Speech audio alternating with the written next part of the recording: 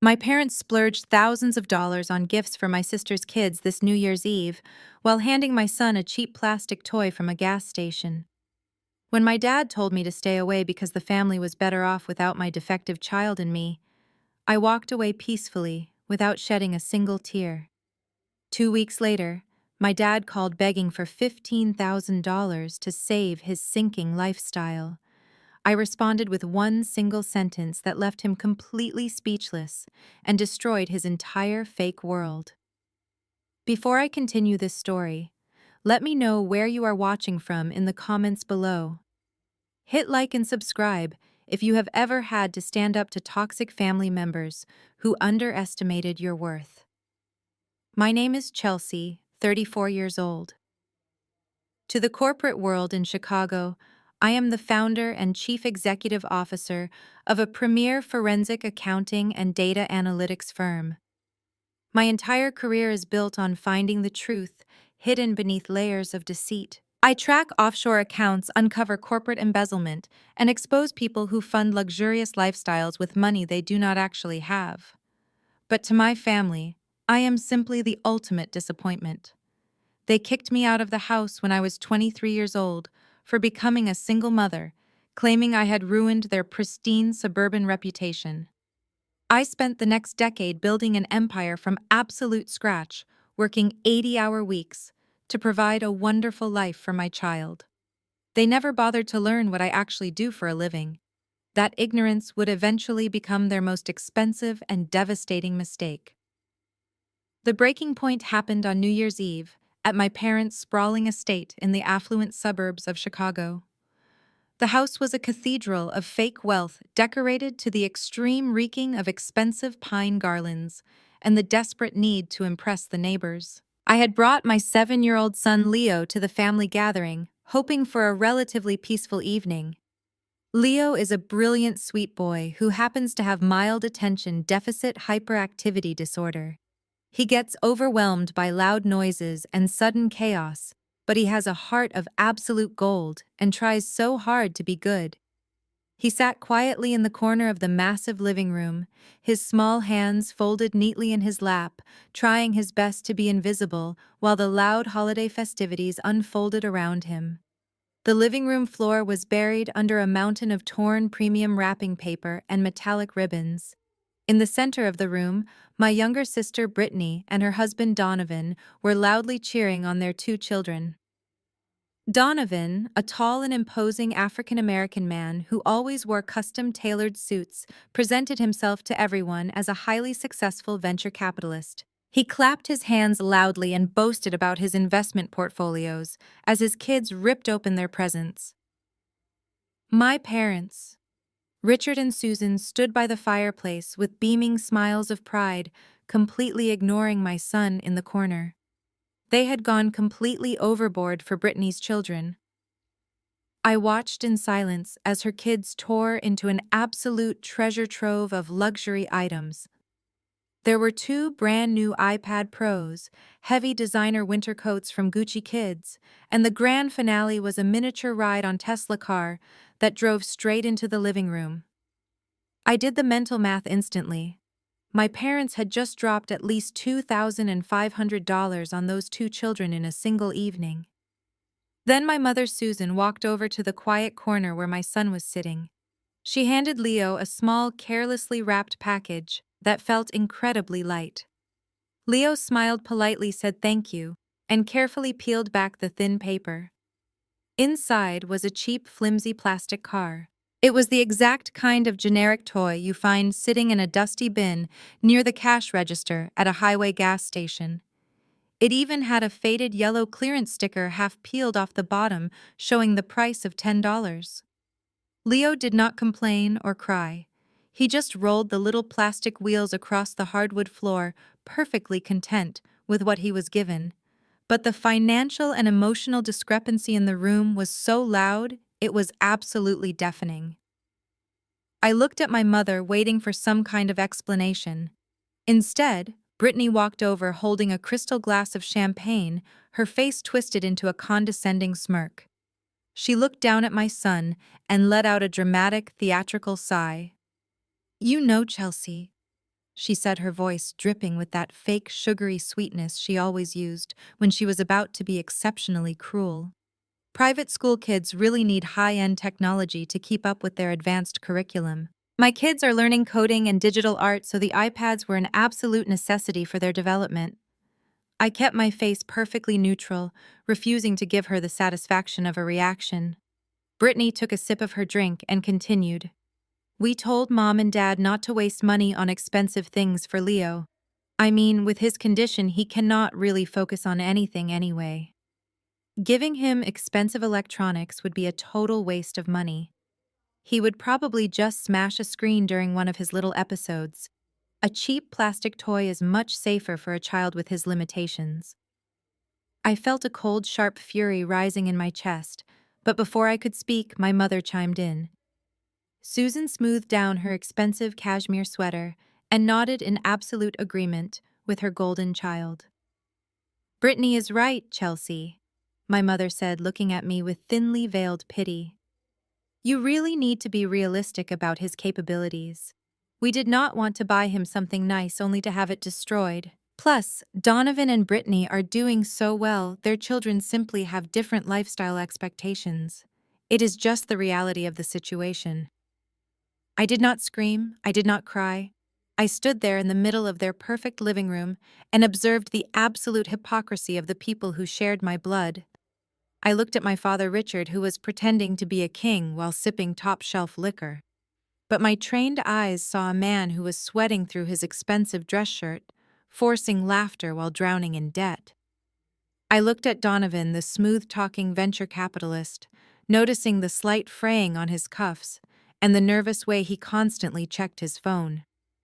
My analytical mind was already piecing together the red flags they were all too blind to see.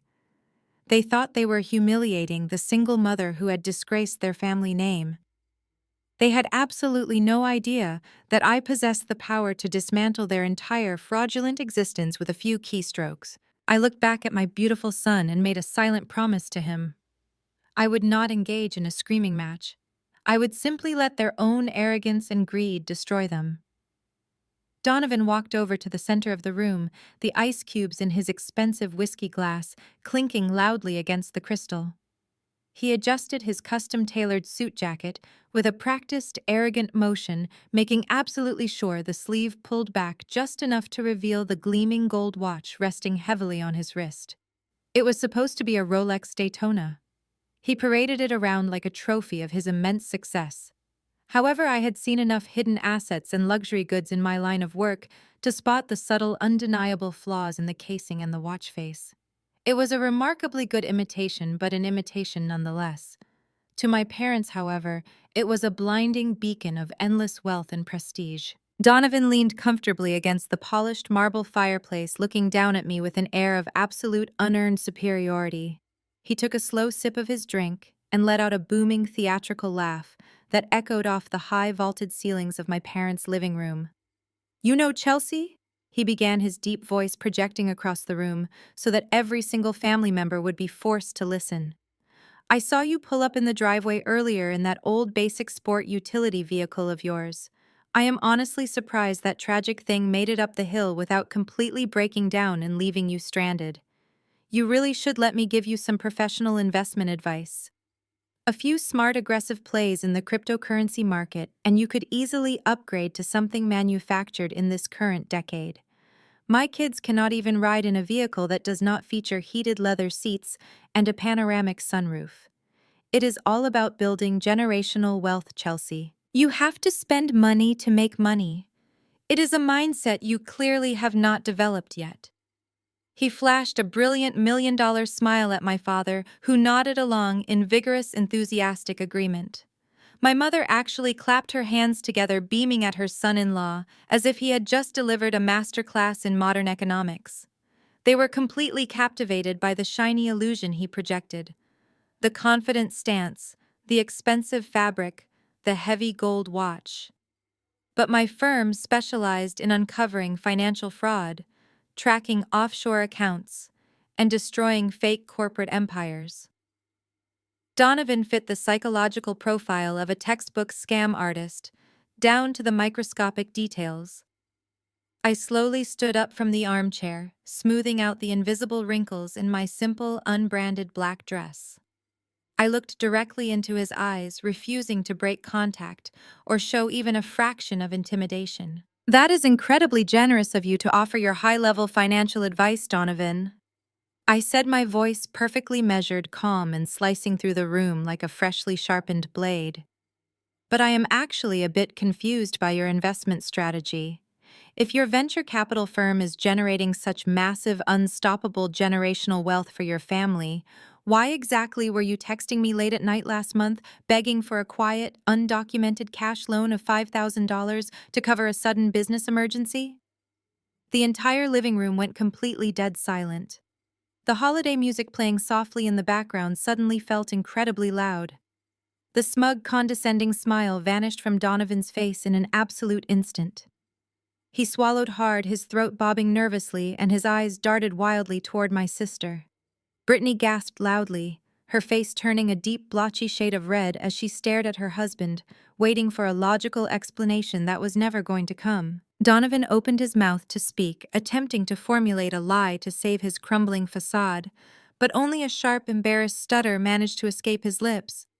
He was completely caught off guard, entirely exposed in front of the audience. He tried so desperately to impress. Before he could gather his thoughts, my father exploded. Richard slammed his heavy crystal glass down onto the mantel so hard I thought the thick glass would shatter into 100 pieces. His face morphed into a terrifying mask of pure, unfiltered rage. The veins in his neck bulged visibly as he stomped across the hardwood floor, aggressively placing himself directly between me and his precious son-in-law. "How dare you speak to him that way in my house?" My father roared, his voice shaking the decorative holiday ornaments hanging on the walls. "You come into my home on a holiday and try to publicly humiliate the only successful, respectable man your sister has ever brought into this family. You have absolutely no right to be jealous of the incredible life they have built together." He pointed a trembling, furious finger directly at my face, stepping so close I could smell the expensive, bitter bourbon on his breath. "Let us get one thing straight right now, Chelsea." He spat out, his eyes filled with burning contempt. 11 years ago, you got pregnant out of wedlock and disgraced this entire household. You dragged our good, respected family name through the mud with your irresponsible, reckless choices. We had to face our wealthy friends at the country club while you sat around playing the victim. And look at you now. You are still just a failed, struggling single mother, trying to get by driving a worthless car and acting bitter because you completely threw your life away before it even started. My father turned and gestured broadly toward Donovan, who was quickly recovering his arrogant, boastful posture behind my father's protective, towering shield. "Donovan is a real investor," Richard continued loudly. "He works with high-level capital. He brings actual class dignity and undeniable prestige to this family. He knows how to build a brilliant future, something you clearly know absolutely nothing about."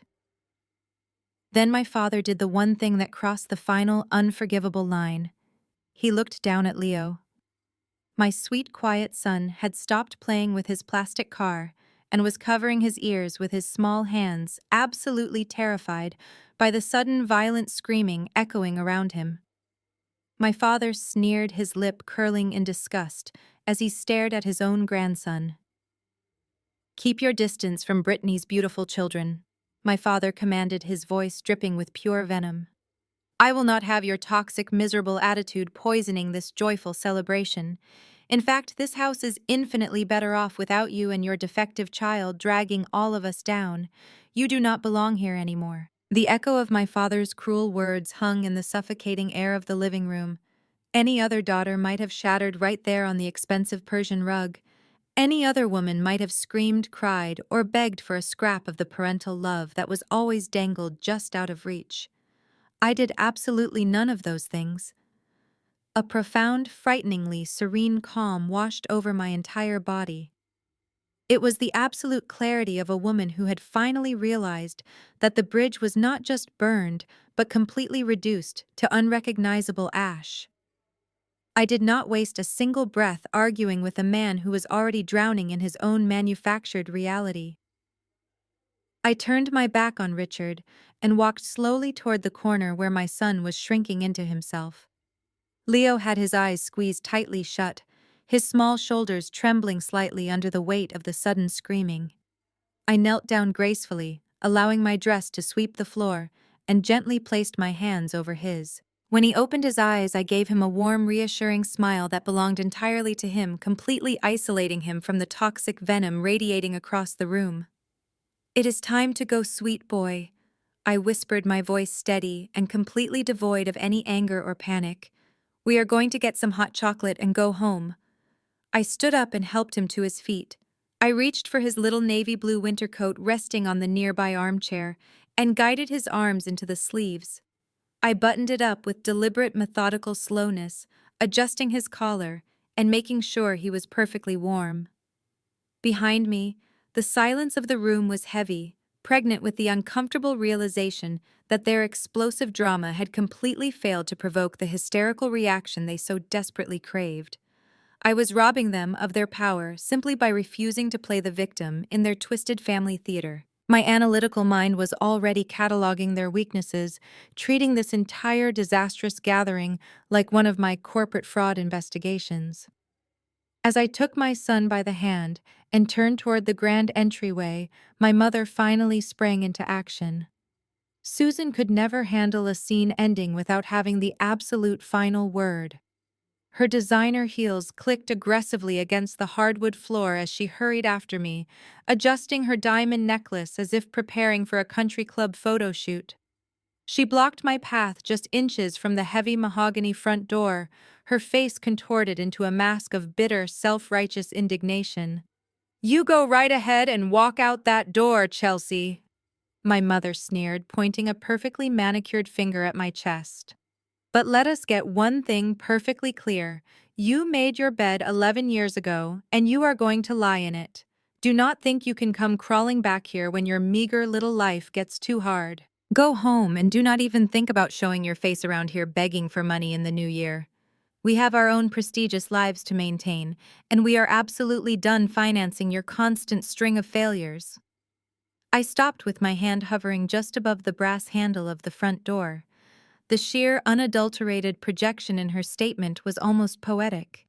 She was warning me about begging for money, completely oblivious to the catastrophic financial avalanche currently speeding toward her beloved husband. I slowly turned around to face them one last time. Richard stood in the center of the living room with his chest puffed out, looking like a victorious king who had just banished a peasant. Donovan was smirking behind him while Brittany crossed her arms in triumph, basking in the glow of my supposed defeat. I looked directly into my father's eyes. I let the silence stretch for 5 agonizing seconds, watching the false bravado flicker ever so slightly under my unwavering ice-cold gaze. I wanted to burn this exact image into my memory, so I could recall it when the time came to collect what was owed. "Keep your pride, Richard," I said, my voice echoing through the grand foyer with the lethal precision of a judge delivering a final verdict. "Hold on to every single ounce of that arrogance, because in exactly 2 weeks, you are going to need it to pay your debts." The smirk instantly vanished from Richard's face. His entire body went completely rigid. For a fraction of a second, the mask slipped. I saw the raw, primal panic of a man who secretly knew his financial accounts were bleeding dry, terrified that someone else had finally figured it out.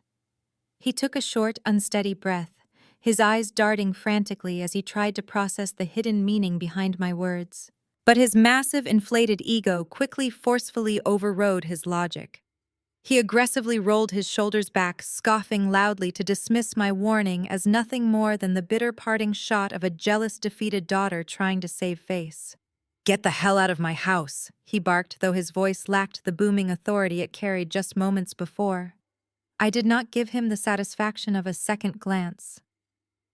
I pushed the heavy mahogany door open, stepping out into the freezing, bracing winter air of the Chicago suburbs. The biting wind felt incredibly clean and refreshing compared to the suffocating toxicity I had just left behind. I held my son securely by the hand as we walked down the grand sweeping driveway, moving away from the sprawling estate that had always felt more like a prison than a home. Donovan had spent the entire evening mocking my supposedly worthless, broken-down vehicle. What he and my family failed to realize was that I never drove my personal car to their house because I refused to let them track my actual net worth.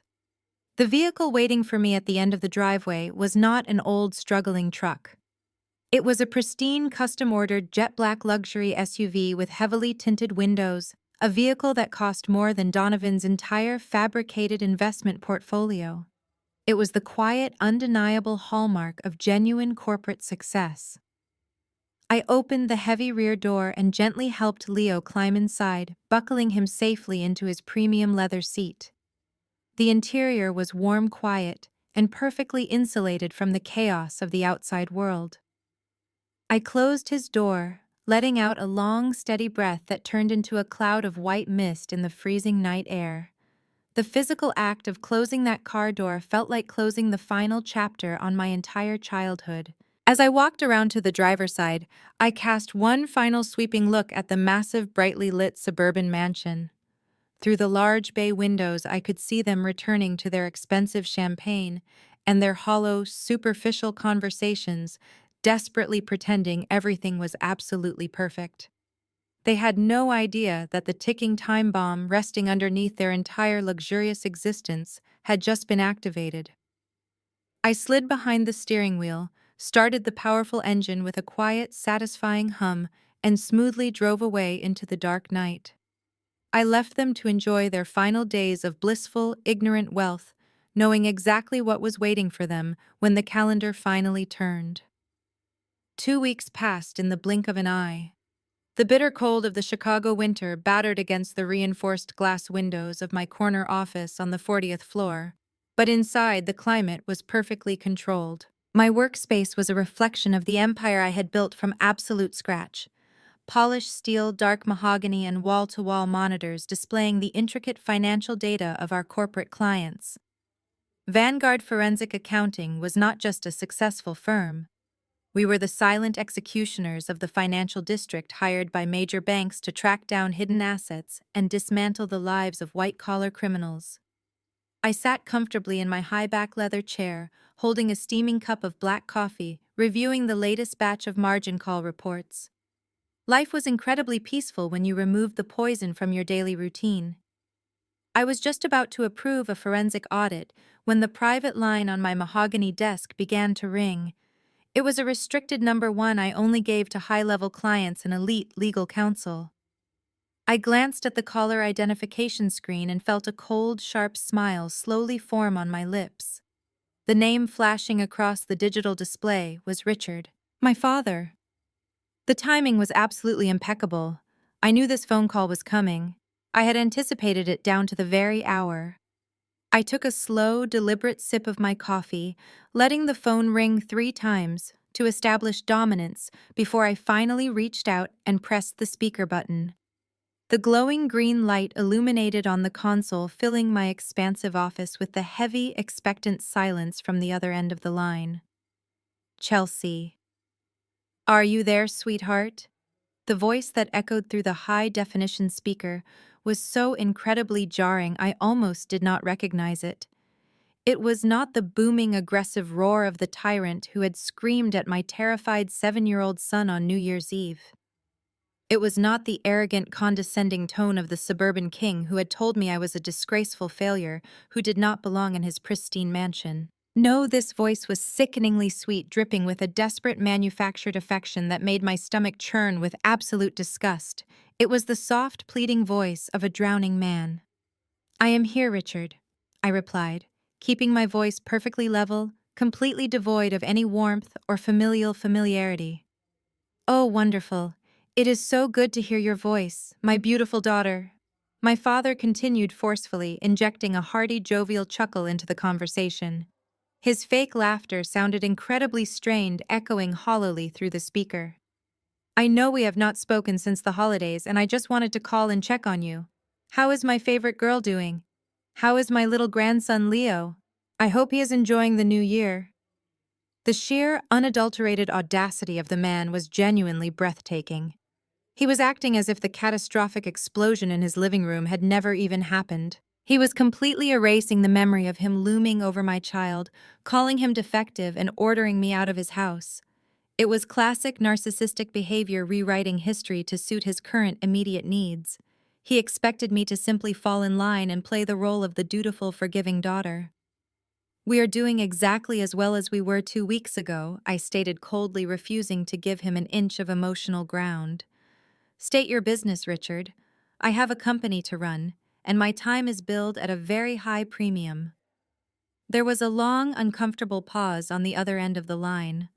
I could vividly picture him standing in his lavish suburban kitchen, loosening his expensive silk tie, sweating profusely as he realized his usual charm offensive was crashing into a solid brick wall.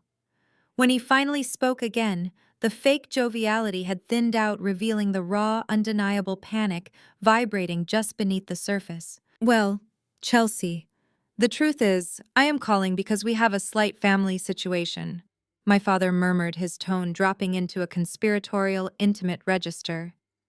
"The commercial real estate market has been a little sluggish this month. You know how these economic cycles go. Ebb and flow, nothing serious. Just a temporary bottleneck in cash flow. Your mother and I find ourselves dealing with a tiny, frustrating liquidity issue." I leaned back in my chair, steepled my fingers together, and stared out at the sprawling Chicago skyline. I remained absolutely silent, forcing him to endure the agonizing weight of his own awkward explanation. I knew if I waited long enough, his desperation would force him to get straight to the humiliating point. I was hoping, my father stammered, clearing his throat nervously. "I was hoping my successful daughter might be able to help her old man out of a minor jam. We need a temporary loan, just $15,000. It is a drop in the bucket, really. I will pay you back with interest the moment my next big property deal closes next week. You know my word is perfectly solid." I let the number hang in the air between us. $15,000. It was such a specific, pathetic lie. I stared at the glowing financial dossier currently open on my computer monitor, observing the exact catastrophic truth of his ruined financial empire. He was trying to maintain his dignity, asking for a small, manageable amount so he would not look like a complete failure. He was still trying to protect his precious ego while begging the daughter he despised for a financial lifeline. Family must always help family during tough times. Chelsea, my father, pleaded, his voice taking on a pathetic, whining quality. "We have to stick together when the world gets complicated. I know things got a little bit heated during the holiday party, but we are blood. You are not still holding a grudge about that silly little misunderstanding, are you? We all say things we do not mean when we are stressed. It is all water under the bridge, right?" He was actually demanding that I sweep his abusive behavior under the rug. He wanted me to hand over my hard-earned money and simultaneously absolve him of all his sins. The psychological manipulation was so transparent, it was almost insulting to my intelligence. I sat in my quiet, powerful glass office, looking down at the city below, feeling absolutely nothing but clinical, calculating detachment. The trap was set, the target had willingly walked right into the center of it, and all that was left for me to do was pull the lever. I reached across the polished expanse of my mahogany desk and firmly pressed the glowing speaker button on my console. The digital click echoed sharply through the quiet, climate-controlled air of my executive suite. I wanted his voice to fill the room, completely detached from my physical space, isolating his desperation so I could examine it like a specimen under a microscope. I took a slow, deliberate breath, allowing the silence to stretch just long enough to make the tension on the other end of the line entirely unbearable. $15,000. I repeated, my voice perfectly flat, reflecting absolute zero emotion. "That is an incredibly fascinating number, Richard, but I have to admit I find myself deeply confused by the logistics of your request. You just spent an entire holiday evening declaring how useless I am. You proudly announced to a crowded room that your son-in-law is an elite financial genius who brings unmatched prestige to your household. So tell me, why exactly are you calling the defective single mother daughter you just threw out into the freezing cold? Why do you not simply ask your brilliant high-rolling venture capitalist son-in-law for the cash? Where exactly is Donovan and his immense generational wealth now that you suddenly need a pathetic little bailout? The reaction was instantaneous. The sickeningly sweet fake joviality that Richard had been projecting completely evaporated, instantly replaced by the harsh, abrasive edge of a man whose fragile ego had just been struck with a sledgehammer. I could hear his breath hitch a sharp intake of air, followed by a heavy, frustrated sigh. His sudden pivot from begging to extreme irritation was a textbook narcissistic response to being challenged. "Do not bring Donovan into this!" Richard snapped, his voice rising in pitch, completely shedding the gentle father persona he had tried to wear just a minute ago. Donovan is managing highly complex portfolios. His capital is currently tied up in a massive high-yield offshore investment fund right now. You cannot simply liquidate those kinds of premium institutional assets overnight just to cover a minor temporary cash flow issue. Real investors understand how liquidity works. You would know that if you actually understood high-level finance instead of just holding on to your petty little grudges. I sat back in my leather chair, staring at the panoramic view of the Chicago skyline, utterly unfazed by his aggressive tone. He was regurgitating financial buzzwords he likely heard Donovan throw around at dinner parties, stringing together meaningless phrases like high-yield offshore funds to mask the fact that his golden son-in-law was utterly useless. When his attempt to sound financially superior failed to elicit a response from me, Richard immediately resorted to his favorite, most worn-out weapon. He shifted directly into brutal, heavy-handed psychological manipulation. "You are my daughter," Richard growled, the anger now vibrating violently through the speakerphone. "Would it literally kill you to help your own parents out of a temporary bind? Is this how you repay us? We put a roof over your head. We fed you, we raised you, and now when we ask for one tiny, insignificant favor, you throw it back in our faces. Are you really going to be this ungrateful, unfilial child? Are you actually going to sit there and watch your family struggle just to satisfy your own bitter, vindictive ego?" Before I could even formulate a response to his ridiculous, entirely fabricated guilt trip, a second voice suddenly broke onto the line. There was a sharp click, followed immediately by the sound of dramatic, theatrical sniffing. It was my mother. Susan had clearly been hovering right next to him, listening to the entire exchange on another extension, waiting for her specific cue to enter the stage. "Chelsea, please!" Susan cried out, her voice trembling with an expertly crafted, manufactured sorrow. She let out a loud, shuddering sob that echoed through my office, a performance designed specifically to trigger every single ounce of childhood conditioning I had ever possessed. "Do not do this to your father. He is under so much terrible stress right now. The market has been so incredibly cruel to him lately."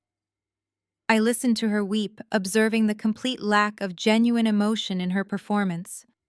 There were no real tears behind that voice. It was a calculated, strategic, emotional assault. For 34 years, that exact tone had worked flawlessly.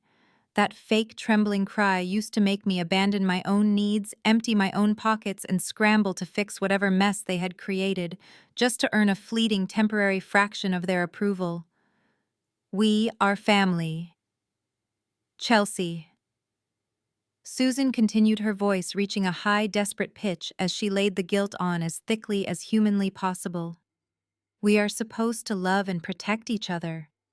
You cannot just turn your back on your own flesh and blood over a silly, meaningless argument at a holiday party. We are begging you. Brittany and Donovan have their own young children to worry about. They cannot carry this burden. You are the only one who can help us right now. Please just wire the money. Have a heart. Do not be so cold and cruel to the mother who gave you life." I rested my hands on the cool mahogany surface of my desk. 10 years ago, the combined weight of Richard's screaming demands and Susan's hysterical crying would have broken my spirit entirely.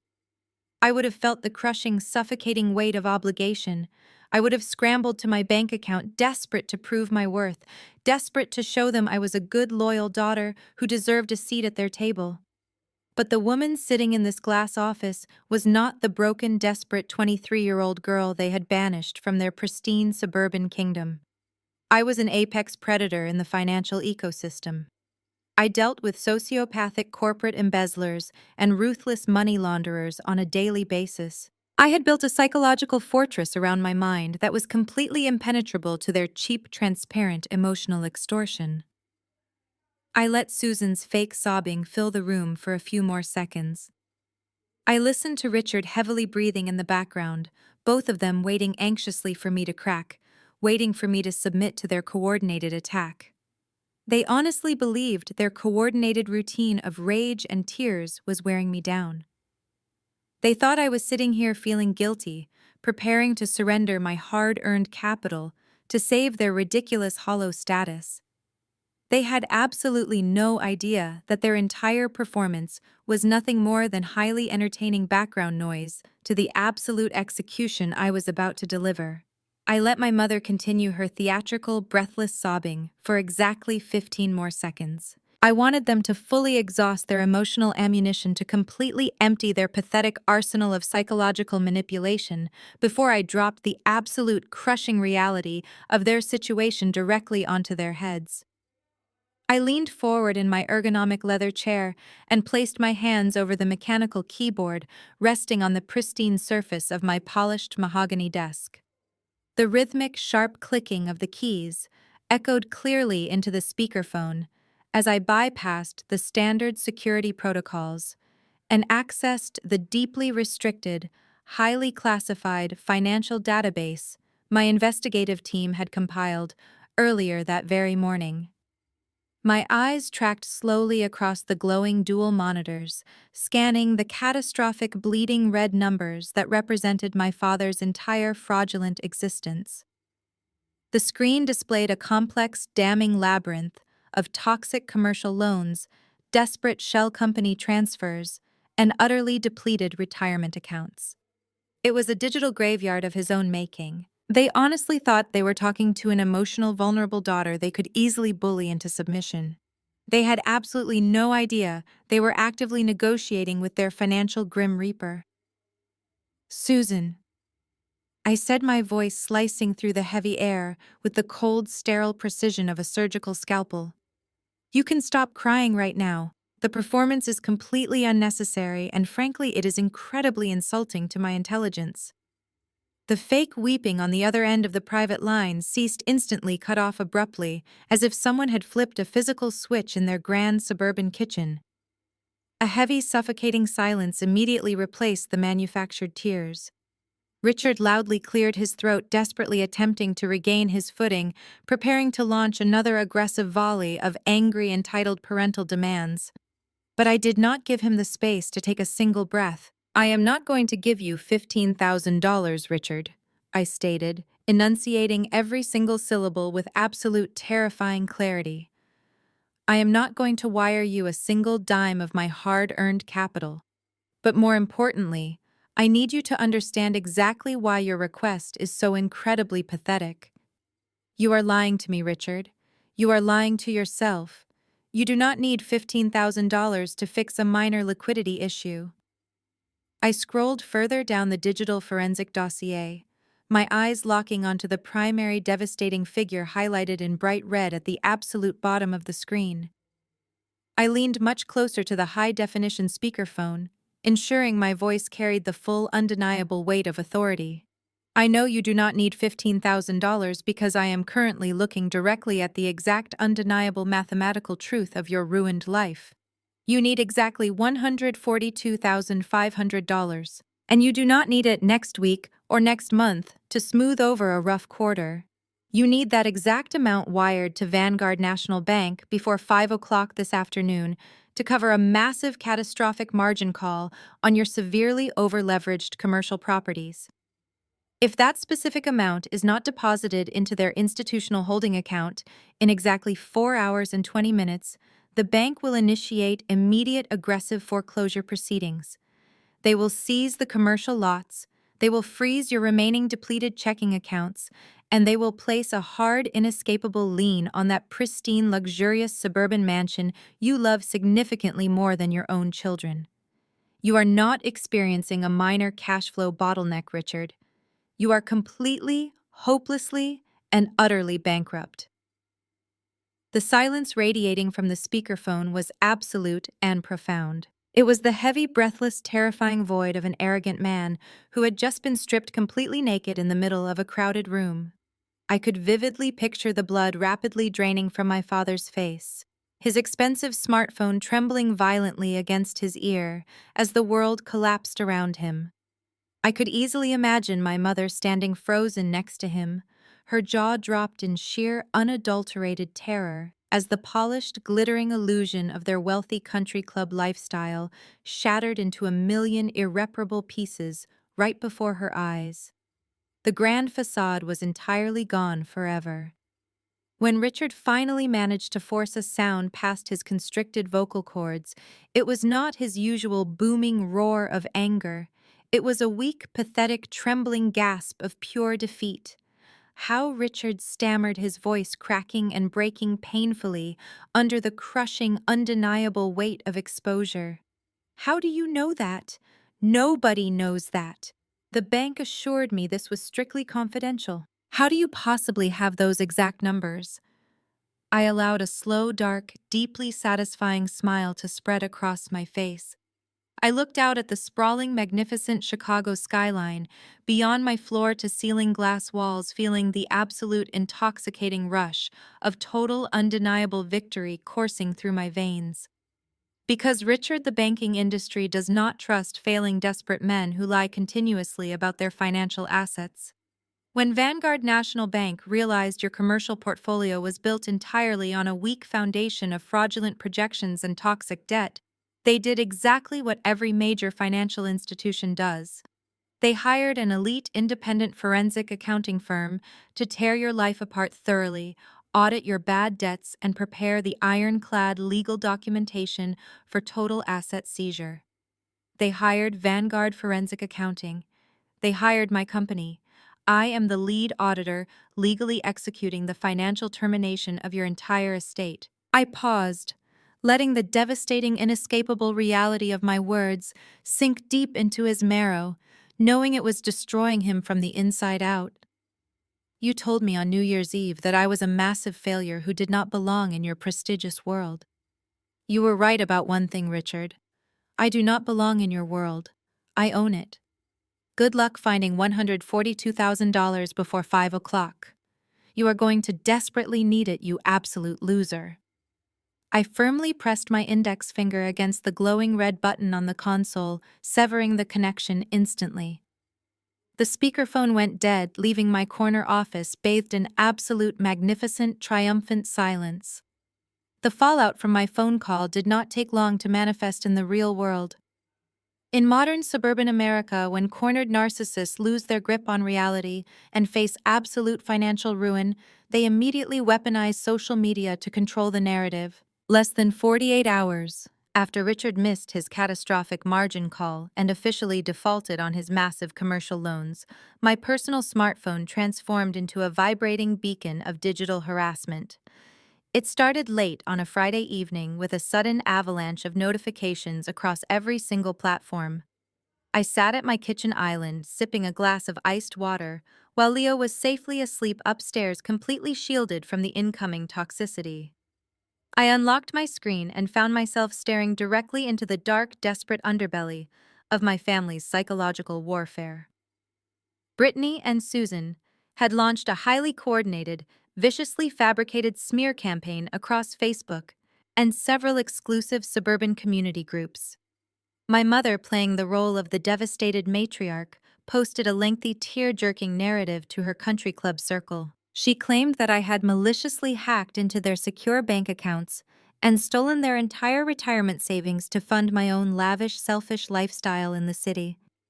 She painted a pathetic, entirely fictional picture of Richard working himself to the bone for decades only to be financially decimated by his greedy runaway daughter.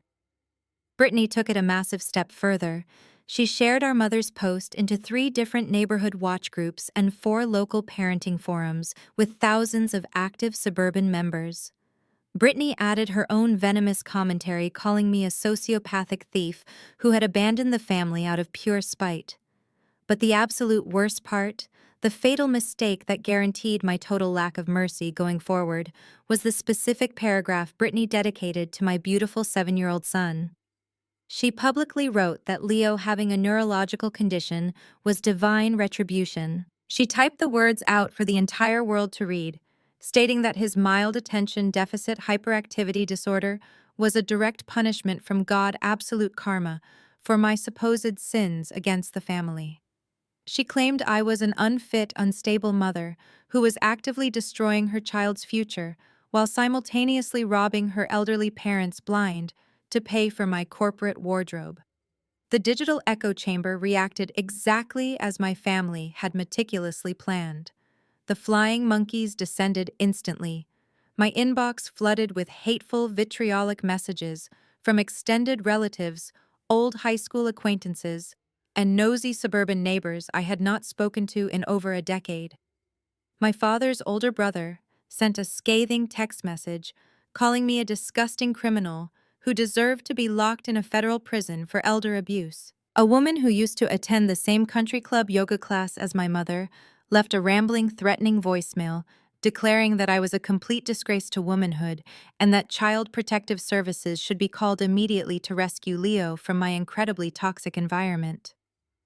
The notifications piled up rapidly, hundreds of angry digital voices, blindly believing the tragic manufactured narrative of a perfect loving family victimized by a rogue villainous daughter. Any normal person might have panicked under the weight of such a massive public attack. Any other woman might have immediately drafted a frantic emotional public response, desperately trying to defend her character, posting screenshots of bank statements to prove her absolute innocence, or begging the community to listen to the actual truth. I did absolutely none of those things. I did not shed a single tear. I did not feel a single ounce of shame or embarrassment. I simply felt the cold, hard, calculating thrill of a seasoned hunter watching her prey blindly wander directly into a steel trap. Every single post, every shared link, every hateful comment, and every threatening text message was systematically captured. I sat in the quiet comfort of my home and methodically took high-resolution screenshots of the entire coordinated smear campaign. I archived the precise digital timestamps. I downloaded the abusive voicemails and backed them up to a secure cloud server. I preserved every single piece of their unhinged defamatory breakdown with the clinical precision of a professional forensic investigator. They honestly believed they were ruining my professional and personal reputation in the community. They had absolutely no idea they were actively handing me a massive, undeniable mountain of legally binding evidence for a slam-dunk defamation and cyber harassment lawsuit. They were willfully digging their own financial and legal graves in real time. I placed my phone flat on the cool granite countertop. I did not engage. I did not block them. I allowed the digital poison to continue flowing freely into my archives, knowing that their arrogance would only push them to post even more highly incriminating statements. My mind was completely clear, focused entirely on the overarching strategy. They had played their absolute worst card, thinking extreme social pressure would force me to surrender and wire them the money to save my public image. They severely underestimated my resilience and fundamentally misunderstood the exact nature of the war we were fighting. I picked up my secure work phone and dialed a familiar number. The line rang twice before being answered by a sharp, authoritative voice. Ms. Kensington was working late as she always did. She was a ruthless, brilliant attorney who viewed corporate and civil litigation not as a job, but as a highly competitive blood sport where only the absolute strongest survived. "Good evening, Chelsea," Ms. Kensington answered smoothly. "I assume by the timing of this call that the primary targets have finally reacted to the margin call default." "You assume correctly," I replied, my voice echoing evenly in the quiet kitchen. "They have chosen the predictable, emotionally volatile route. They are currently staging a massive, highly defamatory public meltdown across multiple social media platforms. They are actively accusing me of grand larceny, elder abuse, and openly targeting my young son with malicious written statements. I have already secured and archived every single digital footprint for our records. Ms. Kensington let out a low, deeply satisfied hum of approval. Defamation, libel, and documented public harassment. How wonderfully cooperative of them to provide the exact leverage we needed for the upcoming asset acquisition. Shall I prepare the cease and desist orders immediately? Neither, I stated firmly, looking out the kitchen window into the dark, freezing Chicago night. Let them continue to post their ridiculous lies. Let them feel victorious and righteous for a few more days. We never interrupt an enemy who is busy making a massive, fatal mistake. I paused, feeling the absolute, undeniable power of the corporate empire I had built standing firmly behind me. I took a slow, steady breath, calculating the precise trajectory of my next devastating move against them. Ms. Kensington, I commanded softly, ensuring my tone carried absolute, unwavering authority. The digital evidence is entirely secured. It is time to initiate the next phase of the financial takeover. Start reeling in the net. The following morning, I arrived at the Vanguard Forensic Accounting headquarters long before the sun even considered rising over Lake Michigan. The digital smear campaign executed by my mother and sister was still raging wildly across the suburban internet, but I had entirely tuned out their desperate, frantic noise. My focus had shifted to a much more lucrative, devastating target. If my father Richard was the rapidly sinking ship I needed to know exactly who drilled the massive holes in his hull. I assembled my elite team of senior data analysts in the secure glass-walled conference room at exactly 7:00. I projected a single photograph of Donovan onto the massive digital display board.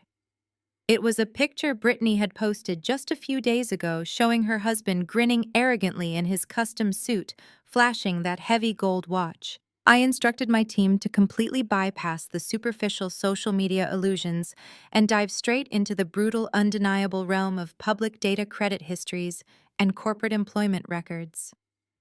I wanted the financial autopsy of my golden brother-in-law completed before my morning coffee turned cold.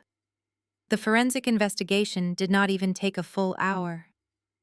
When you strip away the designer clothing and the confident, booming voice, financial realities are incredibly easy to decode.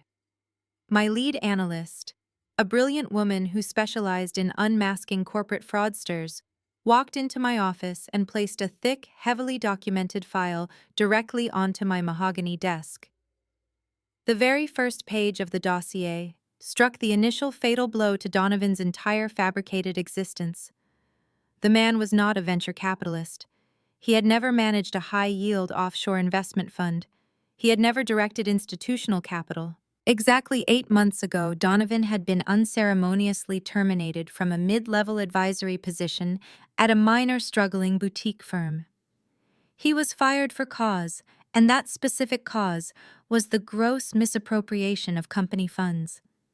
He was a common everyday embezzler who had barely managed to avoid a federal indictment by signing a strict non-disclosure agreement and quietly vacating the premises.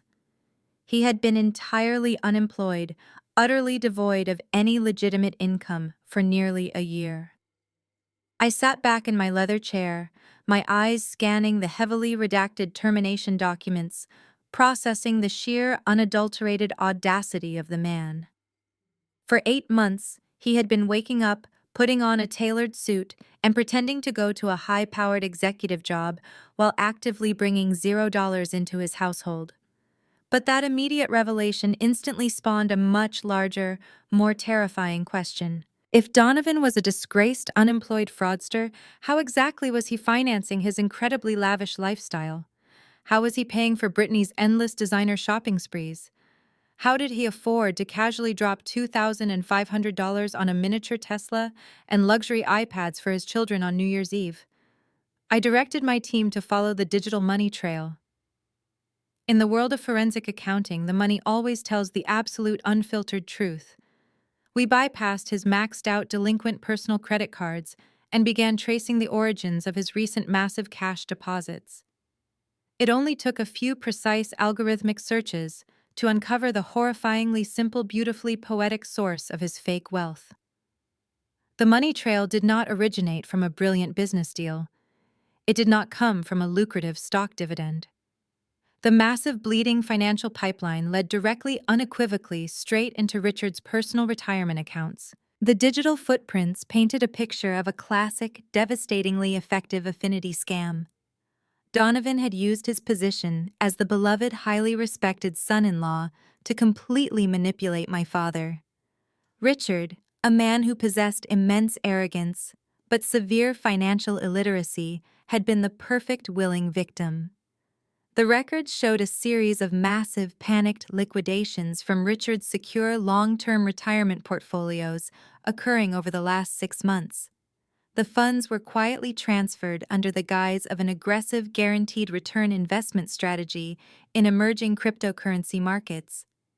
Donovan had convinced my father that he possessed insider knowledge of a digital coin offering that would multiply their generational wealth tenfold. However, those heavily liquidated retirement funds never reached a single cryptocurrency exchange. They never entered the digital market. They were systematically funneled through a basic, transparent shell company and dropped directly into Donovan's private checking accounts. The revelation was almost too perfect to believe. My father had literally financed his own family's fake superiority. The expensive custom suits Donovan wore to intimidate me were bought with my father's retirement money. The fake Rolex watch he proudly flaunted in our faces was purchased with Richard's liquidated assets. And the most sickeningly poetic detail of all was that the extravagant $2,500 Christmas gifts used to publicly humiliate my disabled son were paid for by the very man who was currently defaulting on his commercial loans. Richard was completely bankrupt, facing the imminent, devastating loss of his suburban mansion and his entire commercial real estate portfolio because he had handed his financial lifeline directly to a charming, well-dressed parasite. My father had allowed his own blind prejudices to be overridden simply because Donovan fed his massive ego and promised him a shortcut to ultimate wealth.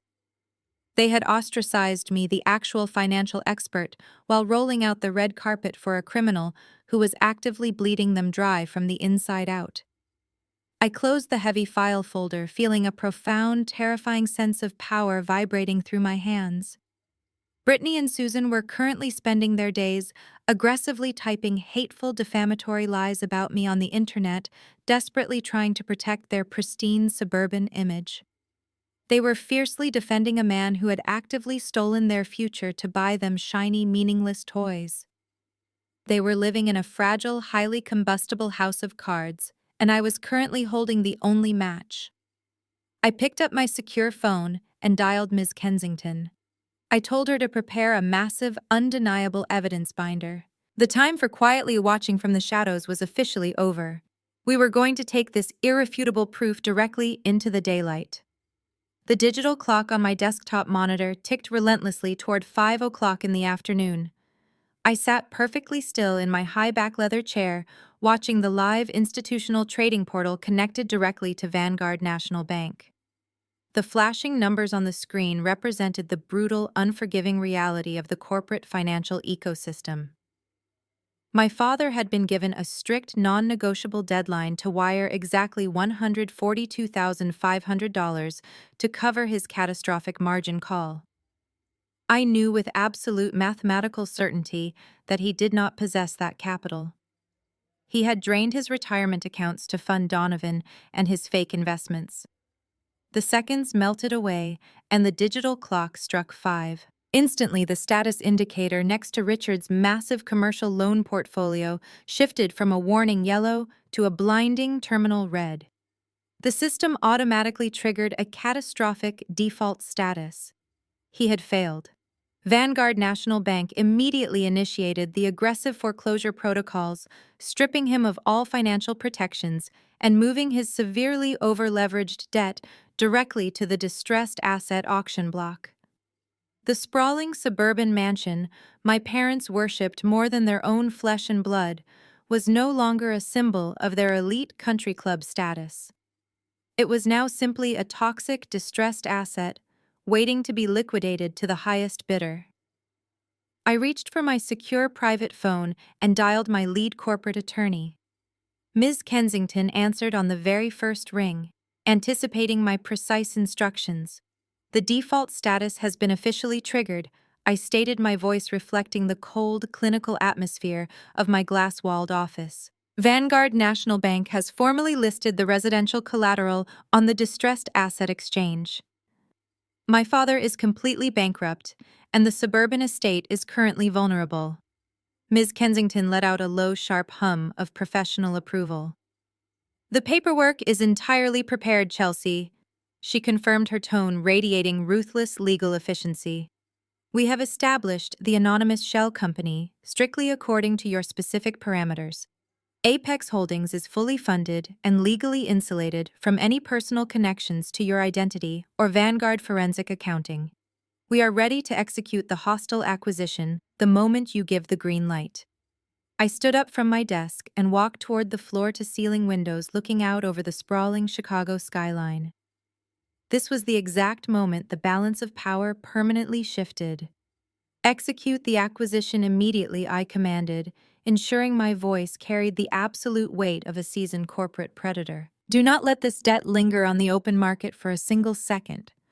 Offer Vanguard National Bank a premium cash buyout for the entire outstanding loan portfolio, including the primary residential mortgage. They will gladly accept an immediate liquid cash injection over dealing with a lengthy, complicated foreclosure process. I will submit the binding electronic offer right now, Ms. Kensington replied, the sound of rapid, precise typing echoing through the secure connection. Vanguard relies heavily on quick capital recovery for their bad debts. Purchasing this specific portfolio through an untraceable limited liability company ensures your parents will have absolutely no idea who actually holds their financial execution order until the very last possible moment. The beauty of the American corporate legal system is that massive wealth provides ultimate legal invisibility. Apex Holdings would appear on paper as just another faceless, aggressive investment firm sweeping up toxic suburban debts for a quick, massive profit. Richard and Susan would assume they were dealing with a ruthless banking conglomerate, entirely unaware that the newly appointed executioner was the very daughter they had banished into the freezing winter night. I waited in the quiet sanctuary of my office, watching the digital portal as the complex financial mechanisms churned in the background. My elite team of specialized analysts had already run the predictive models, confirming that no other institutional buyer would ever move fast enough to outbid a premium cash offer submitted within minutes of the initial default listing. The transaction was a highly calculated, perfectly executed surgical strike designed to trap them entirely without giving them any chance to escape the impending ruin. Exactly 24 minutes later, a secure encrypted email notification pinged loudly on my primary monitor, breaking the intense silence of my office. I opened the highly classified digital folder sent by Miss Kensington and stared intently at the heavily documented legal confirmation. The transaction was officially complete and binding. The massive wire transfer had cleared the institutional holding accounts perfectly, and Vanguard National Bank had legally transferred the full deed of trust and all associated debt instruments directly to Apex Holdings. I slowly exhaled, feeling a profound, terrifying surge of absolute authority coursing through my veins. The transition of power was legally binding and entirely irreversible. I was no longer just a successful forensic accountant watching from the distant city skyline. I was officially the supreme primary creditor, holding the absolute legal rights to the sprawling suburban estate my parents called home. I literally owned the roof over their heads, the manicured lawn they used to impress their superficial friends, and the heavy mahogany front door they had slammed in my face 11 years ago. They had spent 3 decades treating me like an unwanted burden while desperately trying to maintain a flawless facade of generational wealth. Now their entire existence rested securely in the palm of my hand. They were living on borrowed time inside a house they no longer owned and sleeping in beds that belonged exclusively to me. I picked up my phone to deliver my final critical instruction for the long-anticipated day. "Ms. Kensington," I said softly, a dark, victorious smile spreading across my face as I watched the sun begin to set over the frozen city. "Prepare the formal eviction notice. Keep it absolutely legally ruthless and ready for immediate deployment. The time for silent observation is officially over. We are going to let them perform their desperate little charade for a few more days before we completely obliterate their fake world." The Sunday morning brunch at the Oak Ridge Country Club was a masterclass in American suburban hypocrisy. Crystal chandeliers cast a warm golden glow over tables draped in heavy white linen. Waiters in crisp black vests circulated the dining hall carrying silver trays loaded with imported caviar and bottomless mimosa flutes. The air was thick with the suffocating scent of expensive floral perfumes and the hollow echoes of industrial practiced laughter. It was the absolute pinnacle of elite society, a sanctuary where the ultra-wealthy gathered to flaunt their status and judge anyone who fell below their impossible tax brackets. Right in the center of this glittering illusion sat my parents. Richard and Susan had booked the premier private dining alcove, hosting a lavish, spectacularly expensive gathering they could not actually afford. They were performing the roles of their lives, masking the terrifying reality that they were entirely, completely bankrupt. Richard stood near the carving station with a plate of prime rib he had no intention of eating. He wore his best tailored navy blazer, but the fabric under his arms was already damp with cold, terrified sweat. I watched the live security feed from my tablet courtesy of a private investigator I had hired to monitor their public meltdown. Richard aggressively cornered William, an elderly, highly successful commercial developer who had known our family for decades. Richard clamped a heavy hand on William's shoulder, projecting that fake booming confidence he used to intimidate people. He leaned in close, lowering his voice into a conspiratorial whisper. Richard was desperately attempting to secure a massive private bridge loan, disguising his frantic begging as an exclusive limited-time investment opportunity in a fictional commercial plaza. He smiled broadly, exposing his perfectly whitened teeth, while his eyes darted around the room with the frantic trapped energy of a cornered animal. Susan was actively working the other side of the room, kissing cheeks and complimenting designer dresses, desperately trying to gauge if any of her wealthy friends had heard rumors about their catastrophic financial default. While my parents were fighting for their social survival, Donovan was completely in his element. My brother-in-law glided smoothly between the linen-covered tables, projecting the ultimate image of a brilliant, unstoppable venture capitalist. He wore a sharp custom-fitted charcoal suit completely paid for by the very retirement funds he had actively drained from my father. The fake gold Rolex peeked out from his cuff as he gestured wildly, painting elaborate, entirely fictional pictures of massive financial returns. He had cornered a group of wealthy retired doctors near the champagne fountain. Donovan was smoothly pitching a ghost project, a phantom artificial intelligence startup that absolutely did not exist. He threw around complex tech buzzwords with complete confidence, charming the older men into believing they were getting ground floor access to the next billion-dollar digital empire. He was actively hunting for new victims to fund his fraudulent lifestyle, entirely unaware that my forensic team had already forwarded his complete criminal embezzlement dossier to the federal authorities. Brittany stood proudly by her husband's side, playing the role of the devoted affluent wife to absolute perfection. She held a fresh glass of champagne in one hand and casually rested her other hand on her designer leather handbag. She wore a brand new, glaringly expensive diamond tennis bracelet, a piece of jewelry that I knew for a fact was purchased using the heavily liquidated assets stolen directly from our father's retirement account. She paraded it around the room, making sure the brilliant overhead lighting caught the stones, entirely ignorant that she was essentially wearing the physical manifestation of her parents' imminent homelessness. She laughed musically at all of Donovan's fabricated jokes, basking in the envious stares of the older country club wives. The level of cognitive dissonance required to maintain such an elaborate charade was genuinely staggering. Every single bite of expensive food they swallowed, Every sip of premium alcohol they consumed was being charged to credit lines that were mere hours away from being permanently frozen by federal fraud investigators. The sheer unadulterated audacity of their performance was almost admirable in a deeply twisted sociopathic way. They were sipping premium imported champagne and eating fresh oysters while standing on a financial trapdoor that I had already completely unhinged. I sat in the plush leather seat of my armored luxury vehicle parked exactly 2 blocks away from the country club entrance, monitoring the audio and video feeds. My investigator was transmitting directly to my secure tablet. I listened to my father confidently promise a 30% return on an investment property he no longer legally owned. I listened to Donovan casually ask an elderly surgeon for a minimum buy-in of $50,000 for a tech company that did not even have a registered tax identification number. They were digging their graves deeper and wider with every single syllable that left their mouths. The atmosphere inside the club was a carefully curated symphony of deception.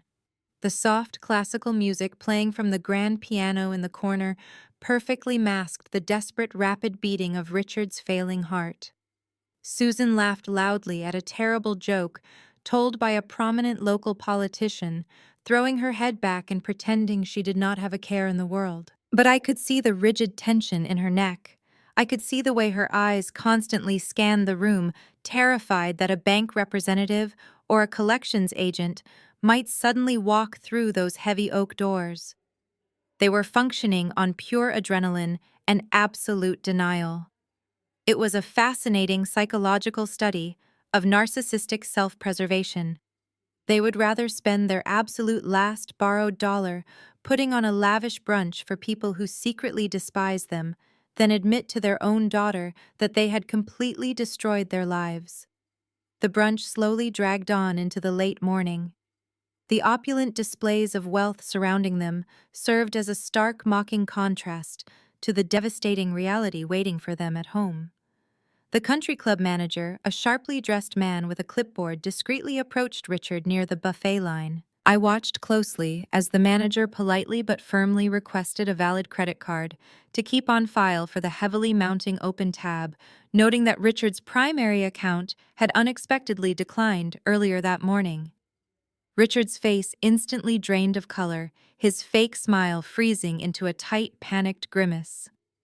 He quickly pulled out a different card, one of his last surviving lines of high-interest credit, and handed it over with a forced, dismissive chuckle, blaming a simple banking error. The cracks in their pristine armor were finally beginning to show, spreading rapidly across the surface of their fabricated reality. The stage was perfectly set. The audience of elite judgmental peers was fully seated and paying close attention. It was the exact undeniable moment I had been patiently waiting for. I turned off the tablet, placed it gently on the leather seat beside me, and signaled my driver to pull the vehicle forward. The time for silent observation was officially over. The heavy oak doors of the Oak Ridge Country Club swung open with a muted thud. I stepped over the polished brass threshold, leaving the freezing Chicago winter behind me. The air inside was thick with the scent of roasted prime rib and expensive floral arrangements. I wore a tailored charcoal blazer, completely stripping away the vulnerable single mother image my family loved to project onto me.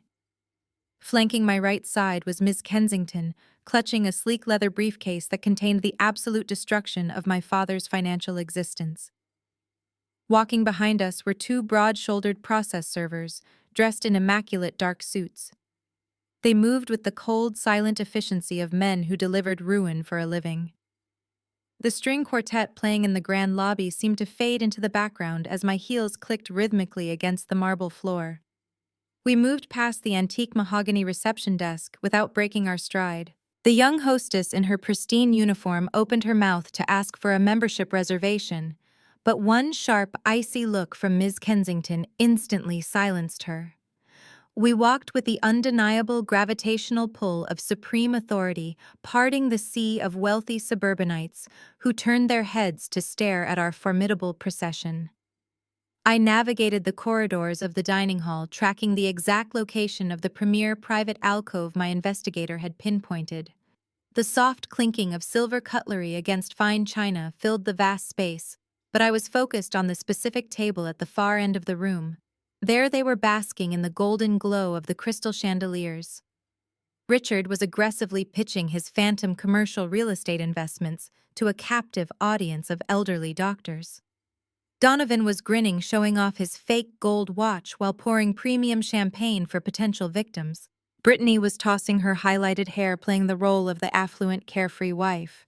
And Susan, my mother, was scanning the room, making sure every single person in the club noticed their lavish, heavily leveraged display of wealth.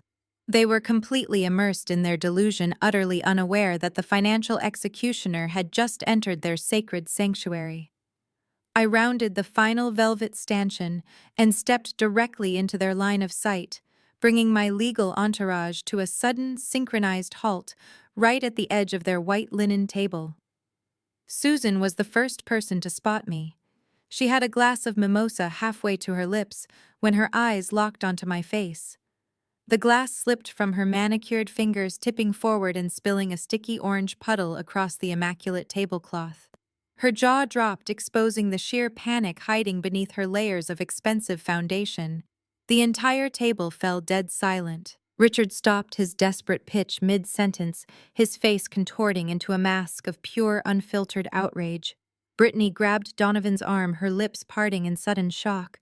Susan scrambled to her feet so fast her heavy wooden chair scraped against the polished floor, creating a screeching noise that echoed across the dining hall. "What in the world are you doing here?"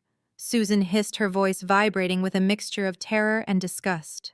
She pointed a trembling finger directly at my chest, desperately trying to maintain her matriarchal dominance in front of her wealthy country club peers. "You have absolutely no right to step foot inside this establishment. This is a highly exclusive private club for respectable families. You do not even have a basic membership card, you piece of ungrateful trash." Susan did not stop there. Her panic rapidly morphed into an unhinged, frantic superiority. She waved her hand in the air, signaling for the club security personnel standing near the buffet station. Manager Susan screamed, abandoning her refined country club persona. "Get the manager right now. I want these trespassers removed from our brunch immediately. Call the police if you have to. I will not allow this pathetic, bitter woman to ruin our prestigious family gathering." My father, Richard, stood up slowly, puffing out his chest to intimidate the two process servers standing behind me. He buttoned his navy blazer, attempting to project the illusion of control. "Chelsea, you have exactly 10 seconds to turn around and walk out those doors before I have you arrested for trespassing and harassment." Richard growled, his face turning a shade of crimson. I did not blink. I did not flinch. I did not offer a word of explanation or apology. Instead, I calmly reached into the interior pocket of my designer handbag. My fingers brushed against the cold, solid metal of the card resting inside. I pulled it out with agonizing slowness. It was not a standard plastic entry pass. It was a heavy, matte, black titanium card engraved with gold lettering. I raised my hand and casually tossed the metal card directly onto the center of their dining table. It landed with a sharp, heavy thud right next to Richard's plate of prime rib. The general manager of the Oak Ridge Country Club, a sharp-eyed man who had been rushing over to answer my mother's screaming, suddenly slammed on his brakes. He pushed past a confused waiter and stared down at the black titanium card resting on the white linen. It was the exclusive VVIP shareholder credential. It was a card completely unavailable for public purchase, reserved strictly for the elite board of directors and the primary financial stakeholders, who essentially owned the actual land the club was built upon. The manager's face drained of all color. He immediately straightened his posture, smoothing his suit jacket, and completely ignored my mother's continued shouting. He stepped around my terrified parents and bowed deeply, respectfully from the waist directly toward me. "Good afternoon, Miss Chelsea," the manager said, his voice trembling with absolute, unwavering deference. "We are profoundly honored to have you visiting the club today. Please accept my deepest apologies for the disturbance. Is there absolutely anything you require from the staff to make your inspection of the property more comfortable?" Richard and Susan instantly turned a ghostly shade of pale, their eyes wide with absolute horror, as the crushing reality of my supreme authority finally hit them. The club manager bowed once more and quickly vanished into the background, leaving an absolute suffocating vacuum of silence around the table. Richard and Susan were physically paralyzed, their brains utterly failing to process how the daughter they had violently discarded was now the ultimate authority in their most sacred suburban sanctuary. I did not linger on their terrified faces. My primary target for this specific moment was sitting right next to them. I slowly turned my gaze toward Donovan. The smooth, arrogant venture capitalist persona he had been broadcasting all morning was rapidly beginning to fracture. He shifted uncomfortably in his custom-tailored suit, instinctively pulling his cuff down to hide that pathetic counterfeit gold watch. He tried to project a casual, dismissive smile, but the muscles in his jaw were visibly twitching. He knew I was a forensic accountant. He knew exactly what kind of lethal digital weaponry I possessed. I nodded slightly to Ms. Kensington. She stepped forward with the cold precision of a predator and unlatched her sleek leather briefcase. She pulled out a remarkably thick, heavy red folder and placed it directly into my waiting hands. The file contained the complete, unfiltered financial autopsy of the man my father worshipped. I raised the folder high enough for the entire table to see, then slammed it down onto the center of the white linen cloth with a thunderous cracking impact that made the crystal champagne flutes violently rattle. The loud noise acted like a massive magnet, drawing the intense, undivided attention of the wealthy retired doctors, local politicians, and elite business partners sitting at the adjacent tables. I opened the cover, exposing a mountain of heavily highlighted bank statements, wire transfer receipts, and court-ordered debt collection notices. "Let us talk about your massive, unstoppable generational wealth, Donovan," I began, my voice projecting clearly across the silent dining hall. "Let us discuss the specific, highly complex investment portfolios you were just actively pitching to these respectable doctors." I pulled a glossy bank statement from the top of the stack and tossed it directly onto his empty porcelain plate. "Can you explain to your captive audience why a supposedly elite fund manager currently possesses a negative personal liquidity ratio? Can you perhaps elaborate on the phantom equity you promised my father? Or why your primary checking account has been overdrawn for exactly 240 consecutive days?" Donovan stared down at the highlighted numbers, a thick bead of cold sweat suddenly forming on his forehead. He opened his mouth desperately, searching for a sophisticated financial buzzword to deploy, but his vocal cords completely seized. "You told Richard you were moving his liquidated retirement assets into a high-yield secure offshore cryptocurrency exchange." I continued, stepping closer to the table dominating the physical space. "But forensic data routing does not lie, Donovan. I tracked every single penny of that transfer. The capital never reached a digital coin offering. It bypassed the market entirely and was wired directly into a holding account managed by a massive underground casino operation. You did not invest my father's life savings. You gambled it all away on high-stakes tables in a single pathetic weekend." The color completely vanished from Donovan's face. His dark skin took on a sickening ashen pallor. The heavy gold imitation watch on his wrist suddenly seemed to weigh 1,000 pounds as his hands began to visibly tremble against the white tablecloth. He looked frantically at Richard, then at the wealthy investors standing nearby, producing nothing but a series of pathetic, broken, stammering sounds. He was suffocating under the crushing weight of absolute public exposure. Seeing her husband completely cornered and rapidly deteriorating, my sister Brittany suddenly sprang up from her chair. Her face was twisted into a mask of ugly, desperate fury. She slammed her hands down on the table, desperately trying to protect the fragile, luxurious illusion she had built her entire identity upon.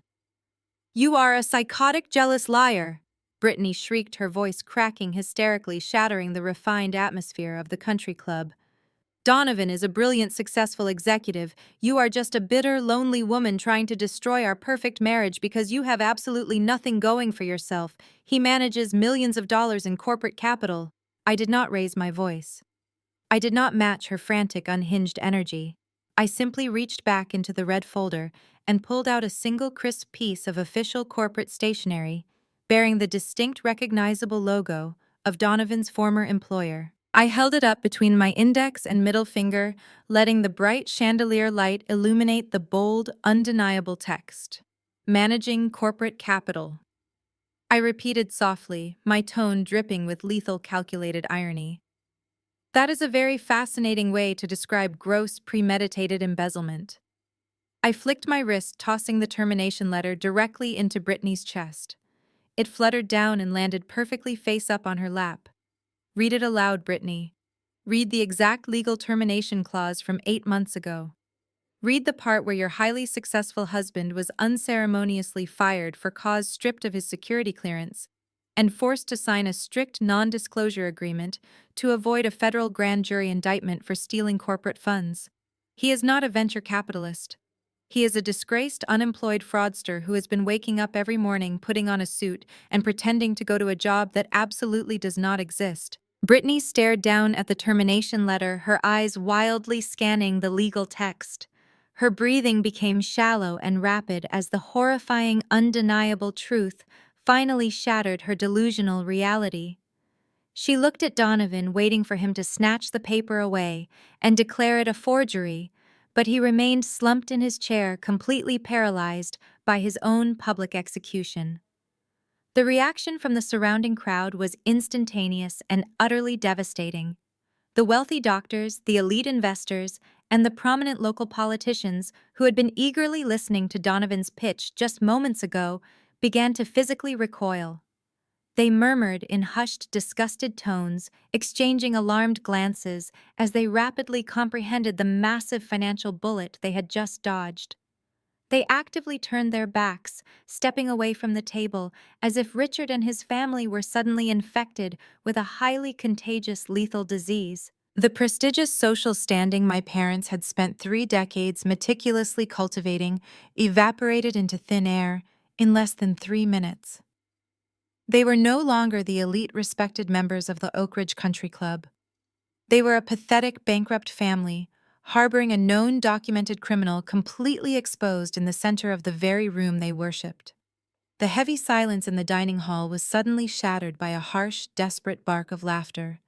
Richard, realizing that his entire social circle was actively backing away from his table, made one final agonizingly pathetic attempt to salvage his completely pulverized reputation.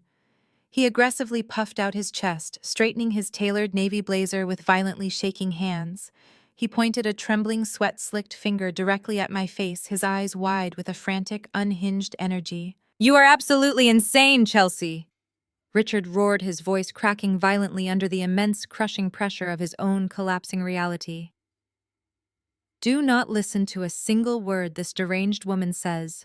She has been deeply unstable for years. She is just a bitter, psychotic daughter trying to create a massive public spectacle because we rightfully cut her out of our prestigious lives. She is fabricating all of these ridiculous documents just to ruin our lovely Sunday brunch because she is hopelessly jealous of our success." Richard looked around wildly at the retreating doctors, the local politicians, and the elite investors desperately trying to catch someone's eye, seeking anyone who would validate his frantic, transparent lies. "We are a highly respected family. We have impeccable credit. We are pillars of this community. This is nothing but a pathetic, hysterical stunt by a woman who desperately needs immediate psychiatric help." I did not even blink at his desperate, flailing accusations. I did not raise my voice to argue. I simply took a half step back, smoothing the front of my charcoal blazer, and allowed Ms. Kensington to take the absolute center stage. The veteran corporate attorney moved with the terrifying, inevitable grace of an executioner stepping up to the block. She did not raise her voice, nor did she display even a fraction of emotional investment. She simply unclasped the secondary compartment of her sleek leather briefcase and withdrew a thick, legal-sized envelope sealed with heavy red wax. She walked directly up to Richard, her high heels clicking sharply against the polished marble floor, and thrust the heavy envelope squarely against his chest. When he instinctively raised his hands to catch it, she stepped back, leaving him holding his own absolute financial demise. That is an emergency writ of foreclosure and a formal notice of immediate asset seizure, Ms. Kensington announced, her voice perfectly calibrated to carry across the breathless, silent dining hall. As of 5 o'clock yesterday evening, your primary commercial loan portfolio officially entered terminal default status due to your complete failure to meet a mandatory margin call of $142,500. Consequently, your primary residential estate, all associated collateral, and all frozen capital accounts have been permanently seized by your new primary creditor. Richard stared down at the thick legal envelope in his hands, as if it were a live ticking explosive device. His mouth opened and closed in rapid, silent succession. The fake, booming confidence he had wielded like a weapon his entire life evaporated, instantly replaced by the raw, undeniable terror of a man plunging into a bottomless abyss. He frantically tore open the heavy wax seal, his hands shaking so violently that the thick parchment papers rattled loudly in the quiet room. His bloodshot eyes darted frantically across the complex legal jargon, desperately searching for a loophole, a clerical error, any tiny shred of hope. He read the official declaration of total bankruptcy. He read the notice of immediate residential eviction. And then his eyes locked onto the bold black ink identifying the sole acquiring entity that had aggressively purchased his toxic debt directly from Vanguard National Bank. Apex Holdings Limited Liability Company. He read the name of the primary shareholder authorizing the aggressive takeover. His head snapped up, his face drained of every single drop of blood, turning the color of dirty, wet ash. The cognitive dissonance completely shattered in his mind. He looked at the legal document, and then he looked directly into my eyes. The absolute horror dawning on his face was the most beautiful, satisfying masterpiece I had ever witnessed. "Is it you?" Richard whispered, his voice completely stripped of all its former arrogant power, reduced to a fragile, broken gasp.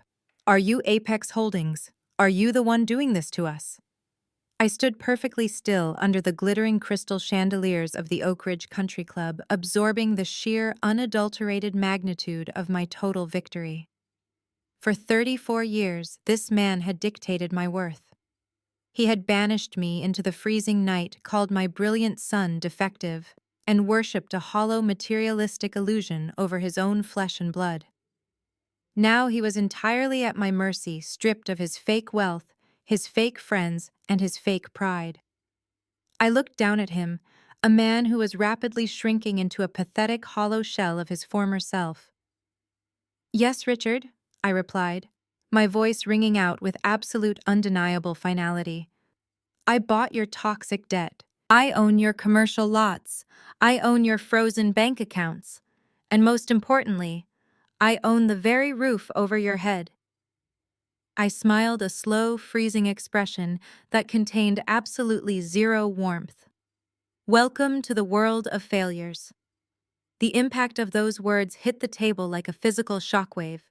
Susan let out a sharp, breathless wail, her knees completely buckling beneath her. She collapsed heavily into her expensive dining chair, clutching her pearl necklace as she hyperventilated her pristine, carefully crafted country club image, utterly annihilated. Brittany buried her face in her hands, sobbing uncontrollably, as the reality of her husband's criminal exposure and her parents' sudden catastrophic poverty crashed down upon her. Donovan remained perfectly frozen, his eyes wide and vacant, staring blankly at the table as he realized his free ride was permanently terminated and federal prison was highly imminent. They were completely surrounded by the elite wealthy society they worshipped above all else, and they had just been publicly, ruthlessly slaughtered. The surrounding club members did not offer a single word of sympathy. They merely watched the spectacle with cold, detached disgust, silently crossing Richard and Susan off their exclusive social registries forever. The illusion was dead. I did not stay to watch them weep. I had delivered exactly what I promised on New Year's Eve. I gave Ms. Kensington a brief, satisfied nod.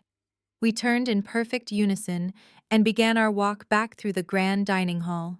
The sea of wealthy patrons parted for us immediately, offering a wide, respectful path for the woman who had just executed the most brutal, flawless financial takedown in the history of their prestigious club. The heavy oak doors swung open for us, and I stepped back out into the freezing, bracing Chicago air. The sky was bright and incredibly clear. I walked toward my waiting black luxury vehicle, leaving my toxic, broken family to suffocate in the ruins of the fake, pathetic kingdom they had built for themselves. The luxurious ride back from the Oak Ridge Country Club was a suffocating, terrifying funeral march. My private investigator had already strategically positioned a highly sensitive covert audio surveillance device hidden deep inside their sprawling suburban estate weeks ago, allowing me to listen to their spectacular, inevitable implosion from the absolute comfort of my secure downtown office. The heavy mahogany front door, the very same intimidating door they had proudly slammed in my face on New Year's Eve, clicked shut behind them with a dreadful finality. The silence inside the grand, vaulted foyer lasted for exactly 10 agonizing seconds before the fragile, meticulously crafted illusion of their perfect family violently detonated. The air in the house, previously thick with the scent of expensive candles and arrogant superiority, instantly turned utterly toxic and hostile. They were no longer the elite, untouchable royalty of the wealthy neighborhood. They were cornered, desperate rats trapped in a rapidly sinking luxury vessel, and their immediate primal instinct was to viciously tear each other apart just to survive the impending wreckage. Donovan was the very first to strike. The smooth, charming venture capitalist persona he had weaponized to brilliantly infiltrate my family vanished completely instantly, replaced by the ruthless, desperate cornered criminal he truly was. He aggressively ripped off his custom-tailored suit jacket and threw it carelessly onto the pristine white sofa. He did not offer a single word of apology to the older man, whose entire life savings he had callously incinerated at underground casino tables. Instead, he immediately pivoted his aggressive defensive strategy, aiming his toxic vitriol directly at the woman standing trembling beside him. He pointed a hostile, shaking finger at Brittany, his voice echoing fiercely off the high, vaulted ceilings. "This is your fault," Donovan roared, his booming voice entirely stripped of all its former refined elegance. "Do not look at me like I am the sole villain here. You are the one who constantly demanded the imported cars, the endless luxury vacations, and the massive designer shopping sprees. You practically forced me to drain your father's accounts just to maintain your pathetic, delusional lifestyle." Brittany backed away, her eyes wide with sheer, unadulterated horror as the man she had proudly paraded around the prestigious country club actively threw her directly under the speeding bus. "You knew exactly what my salary was." Donovan continued stepping aggressively toward her, forcefully backing her into the expensive marble fireplace. "You knew perfectly well that I lost my advisory position 8 months ago, but you absolutely refused to cut back on your outrageous spending. You threw a massive, childish tantrum when I suggested we fly commercial instead of chartering private jets for the holidays. You demanded those ridiculous $2,500 gifts for the kids just to prove you were vastly superior to your struggling sister. I had to secure massive amounts of capital to keep your psychotic, greedy delusions afloat. I took the retirement funds because your relentless, suffocating financial demands left me absolutely no other choice." The sheer audacity of his victim-blaming finally snapped Brittany's fragile, manicured composure, her face contorted into a terrifying mask of pure, unhinged fury. She let out a piercing, hysterical scream that reverberated sharply through the surveillance audio feed. "You lying, manipulative parasite!" she shrieked at the top of her lungs, hot tears of pure humiliation streaming down her face and completely ruining her expensive makeup. She lunged forward with explosive, unpredictable violence. Her hand sliced rapidly through the air, delivering a vicious, resounding slap directly across Donovan's face. The sharp, cracking sound of her palm striking his cheek echoed violently in the empty, foreclosed mansion. Donovan did not even flinch. He simply stood there, a dark, mocking sneer twisting his handsome features, looking down at the woman he had completely financially ruined with absolute chilling contempt. He had extracted every single drop of wealth from their family, and now that the well was permanently dry, he was discarding her without a fraction of hesitation. Richard witnessed this entire brutal, revealing exchange from the center of the living room. The booming, tyrannical patriarch who had mercilessly banished me into the freezing winter night was completely paralyzed. His mind brutally replayed the humiliating realization that the sophisticated African American businessman he had proudly elevated above his own flesh and blood was nothing more than a parasitic con artist. He had actively alienated his brilliant, successful daughter and handed the absolute keys to his kingdom to a man who had systematically stripped him of every last existing penny. The crushing, undeniable weight of his colossal arrogance finally physically manifested. Richard let out a sudden, agonizing gasp, his hands flying up to violently clutch his chest. The color completely drained from his face, turning a sickly, translucent shade of gray. His knees buckled instantly and he collapsed heavily onto the expensive white sofa, his breathing turning into rapid, shallow wheezes as he experienced a severe stress-induced cardiac panic attack. The empire he had built on a foundation of lies was literally stopping his heart. Yet in a display of breathtaking sociopathic narcissism, Susan completely ignored her husband, clutching his chest in agonizing pain. She did not rush to his side. She did not attempt to call an ambulance or offer a single word of maternal comfort. Her entire existence was solely tethered to her elite social standing, and she knew that status was currently bleeding out on the country club floor. Susan frantically pulled her designer smartphone from her purse, her hands shaking so wildly she could barely tap the glowing screen. She desperately began dialing the numbers of the wealthy doctors' wives, the prominent local politicians, and the elite socialites she had just been sharing imported caviar with mere hours earlier. She paced the length of the grand foyer, holding the phone tightly to her ear, silently praying for anyone to answer and validate her crumbling existence. The phone rang continuously, the dial tone echoing mockingly into her ear. Call after call went directly to automated voicemail systems. The elite society she worshipped had already completely excommunicated her. News of the dramatic, highly public financial execution at the Oak Ridge Country Club had spread through their exclusive network faster than a blazing wildfire. She was no longer Susan, the wealthy, respected suburban matriarch. She was highly radioactive, a toxic, bankrupt pariah that no one wanted to be associated with under any circumstances. She dropped the phone onto the hardwood floor, finally sliding down the wall and burying her face in her hands. The massive, sprawling estate was filled with the sounds of Brittany's hysterical sobbing, Richard's labored, agonizing wheezing, and Donovan's cold, dismissive footsteps as he walked upstairs to pack his bags. They were entirely hopelessly trapped in a personal hell of their own meticulous design, locked inside a house that officially belonged to me. The brutal Chicago weather seemed to perfectly mirror the catastrophic destruction of my parents' lives. A torrential, freezing rain battered against the towering glass facade of the Vanguard Forensic Accounting headquarters. It was a miserable, relentless storm that washed away the dirt of the city and swallowed the weak. From the warmth of my executive suite on the 40th floor, I received a highly anticipated call from my chief of security. The notification was brief and entirely pathetic. Two soaking wet, frantic individuals claiming to be my parents were currently blocking the primary corporate security checkpoint down in the main lobby.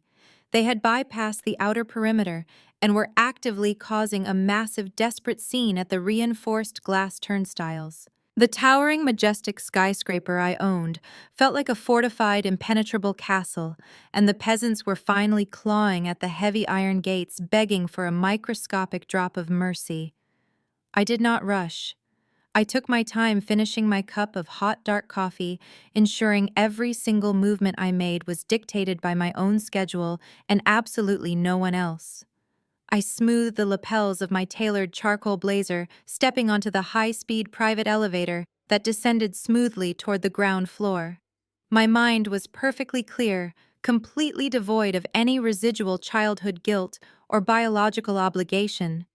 The time for familial negotiations had permanently expired the moment they allowed a fraudulent criminal to drain their accounts while simultaneously attempting to destroy my disabled son.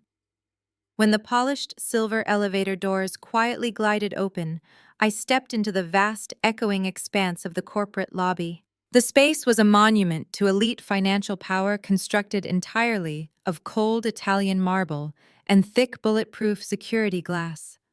Standing on the outside of the final security barrier entirely exposed to the harsh elements pouring in through the revolving front doors, were Richard and Susan. The visual contrast was genuinely staggering. The wealthy, arrogant suburban royalty who had mercilessly banished me into the winter night just weeks ago were now completely physically and emotionally obliterated. Richard was wearing the same navy blazer from the country club, but it was now entirely soaked through, hanging heavily on his rapidly shrinking frame. His perfectly styled hair was plastered wildly against his forehead, and his expensive leather shoes were ruined by the freezing puddles accumulating on the lobby floor. He was gripping the thick security turnstile, violently shaking it, while aggressively arguing with my stoic, heavily armed security personnel. Next to him, Susan was an absolute catastrophic mess. The elite country club matriarch, who cared only about expensive perfumes and prestigious social registries, was openly weeping in a public corporate lobby. Her expensive designer mascara ran down her pale cheeks in thick dark streams, mixing with the freezing rain dripping from her chin. She clawed frantically at the thick security glass, crying out to the impassive guards, "Please, you have to let us upstairs!" Susan wailed, her voice echoing shrilly across the marble floor. "You do not understand the situation. We are her family. I am her mother. She is my own flesh and blood.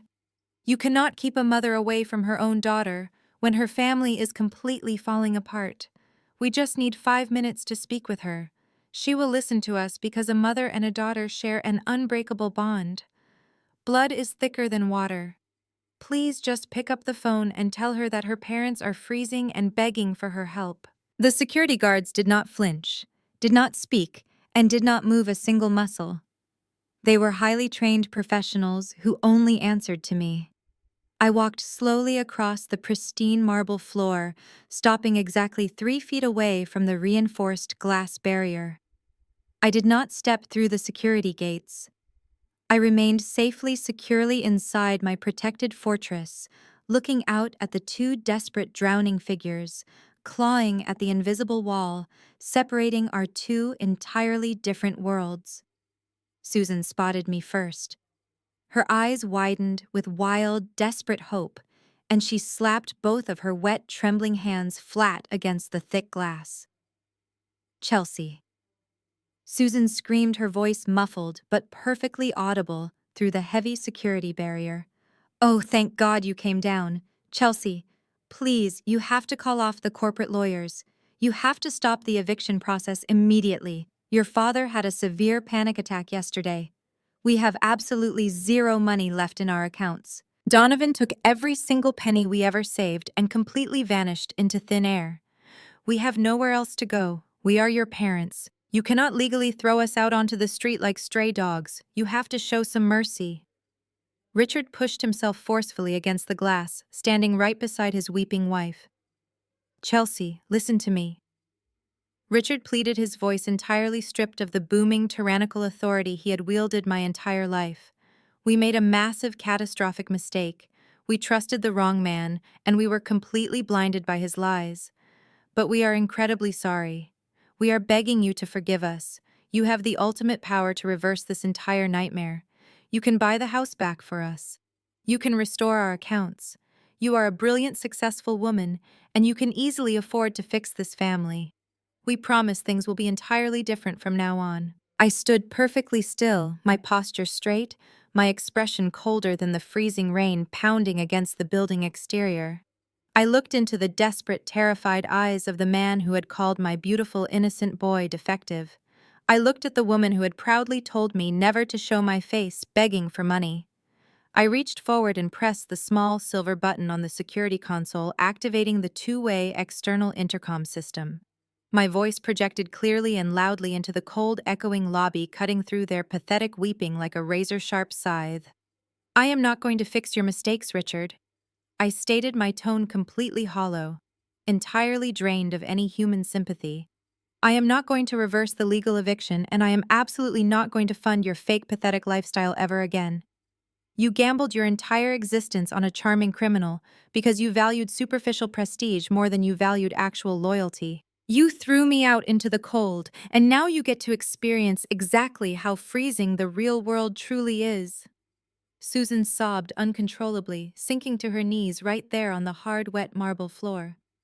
"Chelsea, please," Susan begged, pressing her tear-stained face against the bottom of the glass. "You cannot do this. We will die out there. We are your family." I looked down at the pathetic, broken woman kneeling in the puddles of rainwater.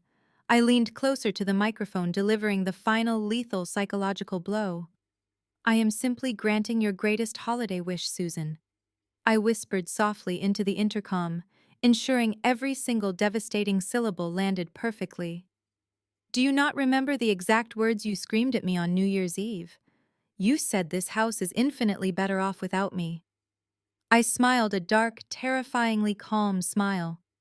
"You were absolutely right. My house is much better off without you inside it." I released the intercom button, instantly severing the audio connection. I did not wait to watch them scream silently behind the soundproof glass. I turned my back on the people who had given me life and walked smoothly away, my heels clicking rhythmically across the pristine marble floor, heading back to my high-speed elevator, leaving them completely permanently locked outside in the freezing, unforgiving storm. The sleek silver elevator doors slid shut with a quiet, definitive thud, entirely severing my visual connection to the pathetic, drenched figures of Richard and Susan. The high-speed cabin propelled me upward, returning me to the serene, climate-controlled sanctuary of the 40th floor. I felt absolutely no residual guilt. My heart rate remained perfectly steady, completely unaffected by the hysterical weeping I had just left behind in the cold marble lobby. I walked back into my spacious corner office, the panoramic view of the freezing Chicago storm serving as a perfect cinematic backdrop to my calculated victory. I sat down at my massive mahogany desk, smoothing the sleeves of my tailored charcoal blazer, and immediately pressed the secure intercom button to summon my lead corporate attorney. Miss Kensington entered my office less than 60 seconds later. She moved with the lethal, silent grace of an apex predator circling wounded prey. Her immaculate designer suit was perfectly pressed, a stark, brilliant contrast to the miserable, soaking wet mess my parents had become downstairs. She carried a sleek, digital tablet, her sharp eyes locking onto mine, waiting for the precise operational command she knew was inevitably coming. "They are currently weeping at the security perimeter," I stated, my voice echoing with pure, unfiltered authority. "Richard and Susan are begging for a miraculous financial resurrection. They honestly believe their theatrical tears will magically erase decades of emotional abuse and financial negligence. They are desperately clinging to the delusion that biological ties will somehow override a legally binding commercial foreclosure." Miss Kensington offered a razor-thin, terrifyingly professional smile.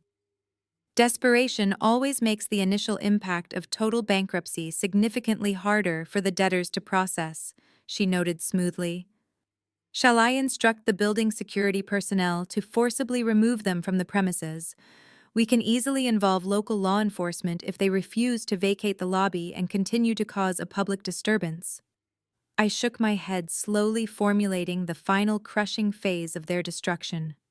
"No," I commanded, my tone dropping into a completely emotionless clinical register.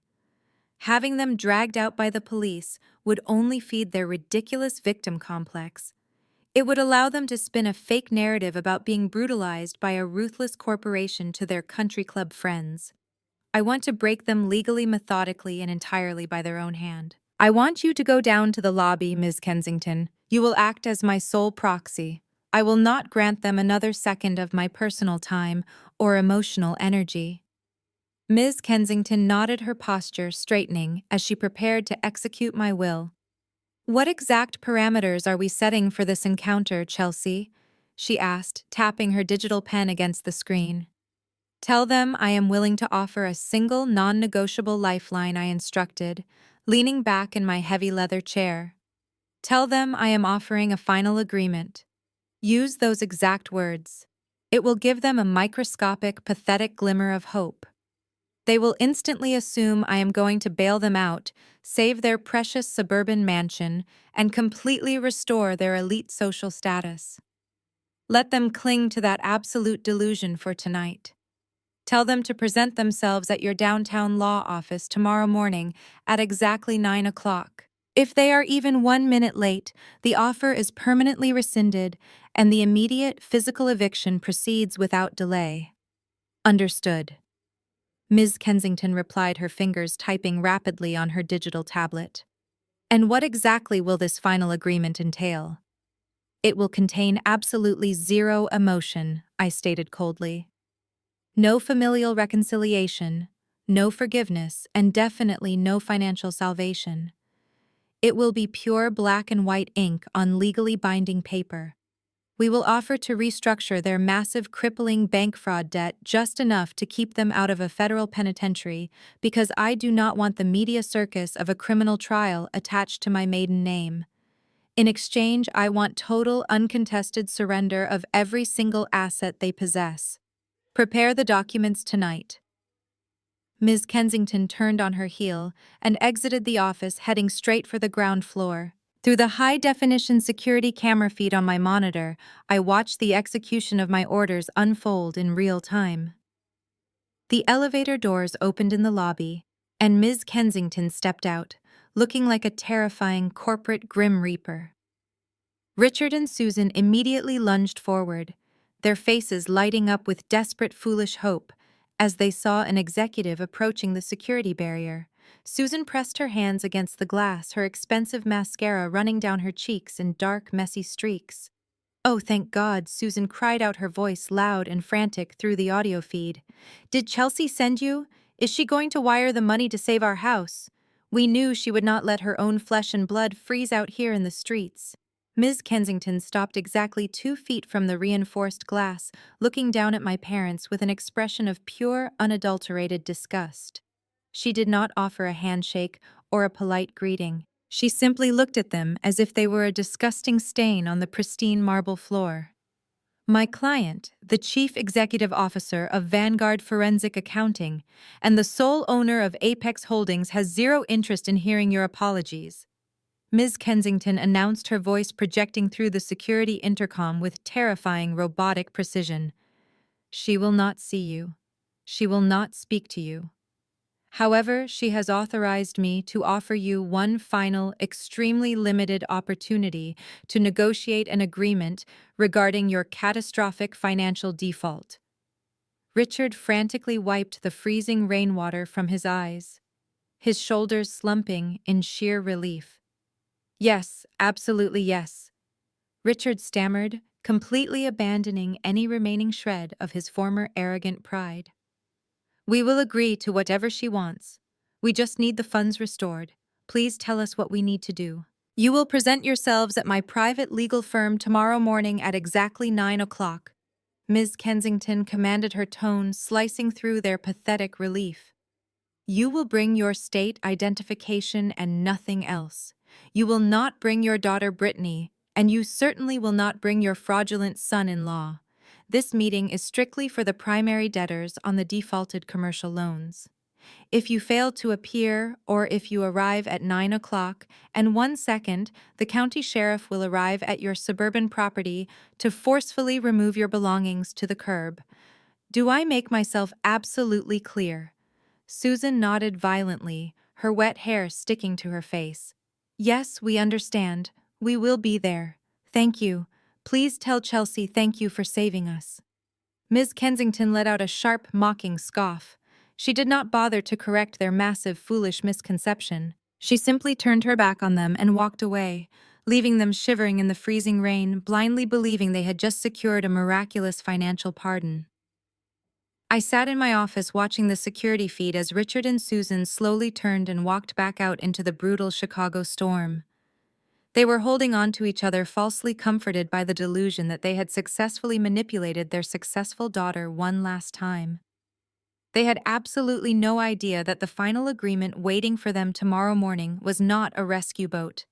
It was a legally binding guillotine meticulously designed to sever them from my life completely and permanently. I finished my dark coffee, feeling the absolute intoxicating thrill of total victory. The trap was perfectly set, and tomorrow I would finally close the heavy iron cage. The bright morning sun offered absolutely zero physical warmth as it reflected off the towering cold glass skyscrapers of downtown Chicago. Inside the top-floor conference room of Ms. Kensington's highly elite legal firm, the silent atmosphere was even colder. The room was a vast, sterile expanse of polished steel white leather chairs and a massive frosted glass table that felt more like an interrogation chamber than a meeting space. Exactly at 9 o'clock sharp, the heavy oak doors swung open. Richard, Susan, and surprisingly Brittany walked into the room. The sight of them was a breathtaking testament to how rapidly arrogance decays when stripped of its financial funding. They looked entirely unrecognizable. Richard wore a wrinkled, oversized gray sweater, his face pale and deeply lined with dark, hollow bags under his bloodshot eyes. Susan looked 10 years older, her usually immaculate blonde hair flat and unstyled, her hands trembling violently as she clutched a cheap generic handbag. Brittany was perhaps the most pathetic of them all. Her designer makeup was completely gone, revealing puffy, red-rimmed eyes and a deeply terrified expression. I sat at the head of the long glass table, my posture perfectly straight, flanked closely by Ms. Kensington. I did not offer them a seat. I did not offer them a single drop of water. I watched them shift uncomfortably under my freezing analytical gaze. Brittany could not maintain eye contact for more than a fraction of a second. The reason for her absolute physical collapse was glaringly obvious, and my private investigator had confirmed the humiliating details just hours ago. Donovan had completely vanished. The moment the spectacular country club execution concluded, her smooth-talking, fraudulent husband had raced back to their rental property, packed a single duffel bag, emptied whatever microscopic amount of cash remained in Brittany's personal checking account, and fled the state. He abandoned his wife and his children without a single backward glance, leaving Brittany entirely to face the catastrophic financial wreckage he had orchestrated. Now she stood cowering behind her equally destroyed parents, a broken, discarded prop in a con game she had blindly defended. Richard placed his trembling hands flat on the cold glass table, leaning his weight forward, as if his legs could no longer support his shrinking frame. "Chelsea, please," Richard begged, his voice a hoarse, rattling whisper that contained absolutely zero trace of the booming patriarch who had dominated my entire childhood. "We are completely destroyed." Donovan took the very last of the emergency cash and vanished into thin air. "We have nothing left. The bank accounts are frozen, the credit cards are entirely declined, and we cannot even afford to buy basic groceries. We came here because your security guard said you had an agreement. We will sign whatever you want, but please, I am begging you as a father, just let us keep the house. We can rent out the extra rooms, we can find minimum wage jobs, just do not throw us out onto the street." Susan fell to her knees right there on the pristine office carpet, sobbing loudly and clutching the edge of the conference table. She begged me to remember the good times, desperately fabricating memories of a loving childhood that never actually existed. I looked down at the woman kneeling on the floor, feeling absolutely nothing but a profound clinical detachment. I opened the sleek black leather folder resting in front of me and pulled out a single thick stack of heavily notarized legal documents. I slid them across the smooth glass surface until they stopped directly in front of Richard's trembling hands. "I am going to offer you a singular, highly generous legal miracle today, Richard," I stated, my voice echoing with brutal, undeniable authority. "My forensic accounting team has spent the last 48 hours auditing your loan applications.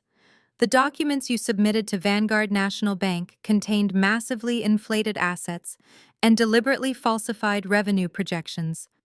In the eyes of the federal government, that is textbook credit fraud. If I release this specific forensic audit to the Federal Bureau of Investigation, you and Susan will undoubtedly spend the next decade in a federal penitentiary. Richard gasped, clutching his chest as the terrifying reality of federal prison loomed directly over him. His breathing became incredibly shallow, his eyes darting frantically toward Miss Kensington, as if expecting federal agents to burst through the doors at any moment. "I am permanently erasing your commercial bank debt." I continued, speaking slowly, so every single devastating syllable landed perfectly. "Apex Holdings is formally absorbing the total loss of your massive margin call. You will not face federal indictment. You will not go to prison for fraud. You will walk out of this towering skyscraper today as entirely free citizens with absolutely zero negative balance attached to your legal names." A fleeting, pathetic wave of sheer relief washed over their haggard faces, but I immediately raised my hand, silencing their premature gratitude. However, I commanded, my tone dropping to absolute freezing zero. "That financial salvation comes with a mandatory, non-negotiable price. I am clearing the heavy debt, but I am permanently confiscating the associated collateral. You do not get to keep the sprawling suburban mansion. You do not get to keep the luxury vehicles currently parked in that massive driveway. Every single valuable asset, every piece of expensive furniture, and every piece of jewelry purchased with those fraudulent loans is now the exclusive legal property of my corporation. You have exactly 48 hours to pack your basic clothing and vacate my property. You will move into a cheap roadside motel or a basic rental apartment, and you will learn exactly how it feels to start from absolute nothing." Brittany let out a sharp, devastated wail, finally comprehending that her days of luxurious entitlement were permanently terminated. Richard stared at the legal documents, realizing he had absolutely no choice but to sign away his entire kingdom just to maintain his precious physical freedom. Ms. Kensington did not allow the suffocating silence in the conference room to linger. She reached into her pristine leather briefcase one final time and extracted a separate, significantly thicker stack of legal documents printed on heavy premium paper. She placed the imposing stack precisely in the dead center of the frosted glass table. The harsh fluorescent lights overhead reflected off the crisp white pages, illuminating the ultimate non-negotiable condition of their financial salvation. I leaned forward slightly, resting my forearms on the table, locking my cold, analytical gaze onto the three shattered figures sitting opposite me. I watched the last remaining shreds of their arrogant suburban pride evaporate into the sterile, air-conditioned atmosphere. "You are going to walk away from those massive, fraudulent commercial loans without facing a federal grand jury indictment," I stated, my voice echoing with absolute terrifying clarity. "You will not be paraded through the local news in handcuffs. But that unprecedented level of legal mercy comes with a permanent, unbreakable chain. What sits in front of you is a comprehensive, ironclad, no-contact, non-disclosure agreement. It is the absolute final barrier separating your physical freedom from a lengthy, miserable stint in a federal penitentiary." Richard stared blindly at the thick stack of papers, his trembling hands refusing to reach out and touch them. Susan let out a pathetic, muffled sob, burying her face in her hands, completely unable to process the sheer magnitude of her own downfall. Brittany sat perfectly still, her eyes wide and vacant, completely traumatized by the rapid, brutal destruction of her entire privileged existence. I did not feel a single microscopic drop of pity for any of them. They had meticulously dug their own graves with years of vanity, cruelty, and boundless greed. Now I was simply handing them the shovels to finish the job. Ms. Kensington stepped forward, tapping her silver pen against the top page of the agreement, her voice ringing out like a judge delivering a final, inescapable sentence. "The terms outlined in this contract are absolute, immediate, and completely non-negotiable," the attorney commanded. By signing this binding legal instrument, you are agreeing to completely and permanently erase yourselves from the existence of my client and her minor son. You are explicitly forbidden from initiating any form of contact, be it physical, digital, or through any third-party intermediaries. You will not call. You will not send letters. You will not attempt to approach them in any public or private setting. I took over the explanation, ensuring they heard the specific boundaries directly from the daughter they had so callously discarded. There is a strict, legally enforced 500-yard proximity perimeter written into that contract, I declared, watching Richard flinch as the severe reality set in. If you ever attempt to approach me, or if you ever dare to come within 500 yards of my son Leo, my security team will not merely ask you to leave. They will immediately contact local law enforcement. You will be arrested for violating a standing protective order, and I will personally ensure the federal fraud files are immediately submitted to the authorities. You will completely vanish from our lives starting the very second you walk out of this building. Brittany let out a sharp, devastated gasp, finally finding her voice. But my social media. Brittany cried out, her priorities remaining sickeningly superficial even as her entire world burned to ashes. My friends, the neighborhood groups. How am I supposed to explain what happened without telling my side of the story? You do not have a side of the story anymore, I replied, slicing through her ridiculous complaint with a tone of pure freezing ice. Section 4 of that agreement contains a comprehensive digital gag order. You are permanently banned from ever mentioning my name, my son's name, or my corporate entities on any social media platform, public forum, or private digital communication. You will not post about this transaction. You will not seek sympathy from your remaining country club acquaintances by playing the victim. If a single defamatory word regarding my life leaves your lips or your keyboards, a massive financial penalty will be instantly triggered. A penalty of exactly $1 million per verified violation payable immediately upon demand. The threat of $1 million penalty effectively crushed whatever microscopic defiance remained in their broken bodies. They had absolutely zero, capital zero leverage and zero alternatives. They were entirely, hopelessly cornered. Ms. Kensington placed 3 expensive silver pens next to the towering stack of documents, silently waiting for their inevitable submission. Richard reached out first. His hand shook so violently he could barely grip the smooth metal barrel of the pen. He pulled the document toward him, hot tears of utter humiliation pooling in his bloodshot eyes and dropping silently onto the crisp white paper. He was signing away his sprawling mansion, his luxury vehicles, his fake prestige, and the very daughter he had so arrogantly banished into the winter night. Susan followed suit, her weeping echoing pathetically through the sterile conference room as she blindly scrawled her signature across the dotted lines, completely surrendering her entire high society identity. Brittany signed last, her face pale and devoid of all expression, entirely defeated. When the final signature was applied, Richard slowly dropped the silver pen onto the glass table. It landed with a heavy, hollow clink. He did not look at his wife or his remaining golden child. He slowly raised his head, his eyes meeting mine. He looked utterly hollowed out, a completely empty shell of the tyrannical patriarch he used to be. "I never thought you could be this cruel, Chelsea." Richard whispered, his voice cracking painfully under the crushing weight of his absolute defeat. "I never imagined you possessed this kind of darkness inside you." I sat perfectly still, absorbing his pathetic, hypocritical accusation without feeling a single ounce of remorse. I leaned forward, resting my hands on the mahogany table, and delivered the ultimate fatal blow to his shattered ego.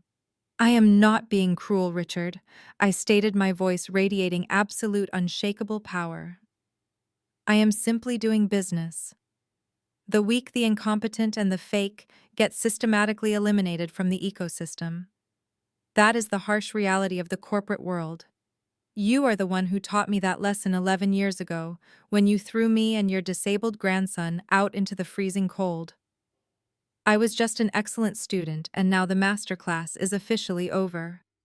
I pushed my heavy leather chair back from the frosted glass table, the soft scrape against the floor, signaling the absolute end of the negotiation. I did not offer a parting glance to the broken figures sitting across from me. I did not wait for another desperate plea or a hollow, meaningless apology from the people who had tried to destroy me. I simply stood up, buttoned my tailored charcoal blazer, and walked toward the heavy oak doors of the conference room with perfect, unwavering posture. Behind me, the muffled sounds of Susan weeping and Richard breathing heavily faded into complete nothingness. Ms. Kensington remained at the table to process the signed documents, her sharp eyes ensuring they collected their minimal belongings and vacated the premises exactly as instructed. Stepping into the private elevator, I felt a physical suffocating weight completely vanish from my shoulders. It was a massive burden I had carried for 34 years, a toxic pressure to seek validation from people who were fundamentally incapable of providing it. The high-speed descent to the underground parking garage felt like returning from a lifelong, exhausting war. I had won the ultimate victory. I had fought a brutal battle against the very people who were supposed to love me unconditionally. I had protected my son, secured my financial empire, and permanently eradicated the disease that had plagued my existence. I slid behind the steering wheel of my custom black sport utility vehicle. The powerful engine roared to life with a quiet, satisfying hum. I navigated through the bustling streets of downtown Chicago, leaving the cold, rigid financial district behind and heading toward the serene, leafy neighborhoods of the northern suburbs.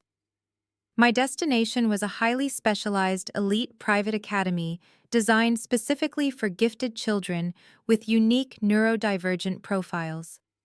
It was a brilliant environment that celebrated sensitive minds instead of trying to force them into rigid conventional boxes.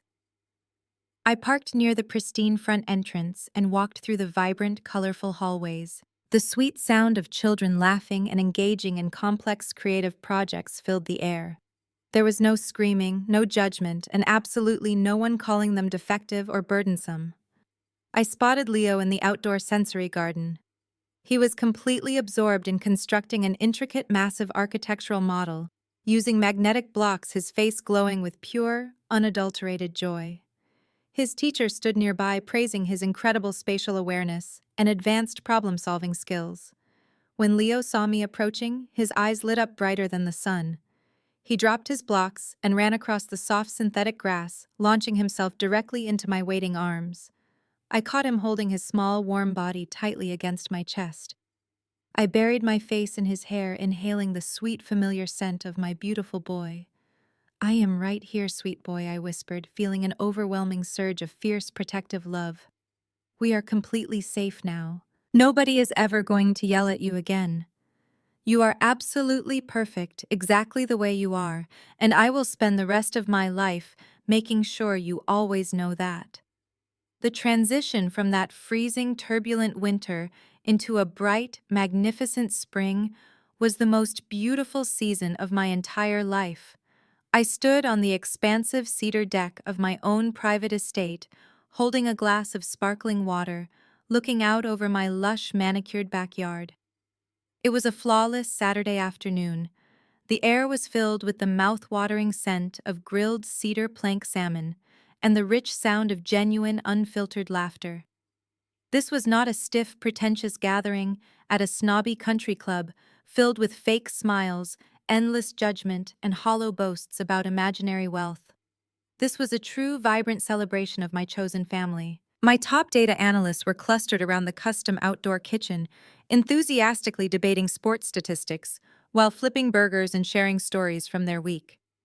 Miss Kensington was relaxing in a comfortable wicker lounge chair, having completely traded her terrifying courtroom suits for a casual linen dress, smiling warmly as she shared a fascinating legal anecdote with my chief of security. Several parents from Leo's academy were chatting cheerfully near the shallow end of the sparkling swimming pool. They were compassionate people who understood the unique challenges and absolute brilliance of raising neurodivergent children. They offered unwavering support, deep empathy, and fierce, unconditional loyalty. Leo was currently sprinting across the bright green lawn, with three of his classmates chasing a brightly colored water balloon, his laughter ringing out loud and clear across the yard. He was absolutely thriving, surrounded entirely by adults who nurtured his brilliant mind and children who accepted him exactly as he was. He was finally experiencing the pure, uncomplicated childhood he truly deserved, far away from the toxic expectations of my former relatives. I took a slow, deep breath of the warm, fresh air, feeling the gentle, healing sunlight on my face. I looked around at the incredible, vibrant community I had meticulously built around us. I had spent so many agonizing years believing that blood dictated loyalty, that sharing a last name somehow obligated me to endure endless psychological torment, public humiliation, and financial manipulation from people who only cared about themselves. But standing here watching my son smile with absolute unburdened freedom, I finally understood the profound, undeniable truth about human connection. Family is not defined by biology or strict legal documents. Family is defined by the people who fiercely protect your peace, the people who celebrate your victories without a single ounce of jealousy, and the people who stand firmly by your side when the darkest storms arrive. I raise my glass slightly, offering a silent, private toast to the incredible, limitless future stretching out before us. The long, exhausting nightmare was completely over. I had successfully severed the chains that bound me to a past filled with pain and inadequacy. The empire was entirely secure, and the ultimate lesson was permanently learned. When you finally find the courage to take the scalpel and cut out a deeply toxic, malignant tumor, the rest of your body can finally truly live. The most profound lesson from this journey is that biology does not automatically entitle anyone to your life, your resources, or your peace. We are often conditioned to accept mistreatment simply because it comes from blood relatives. However, true family is not defined by shared DNA or superficial social status. It is defined by unconditional support, mutual respect, and genuine love. Tolerating emotional abuse only breeds further disrespect. When you finally find the courage to establish absolute boundaries and remove toxic individuals from your environment, you do not lose a family. You simply clear the necessary space to truly thrive. Please share your own experiences in the comments below if you have ever had to permanently cut ties with toxic relatives to protect your peace.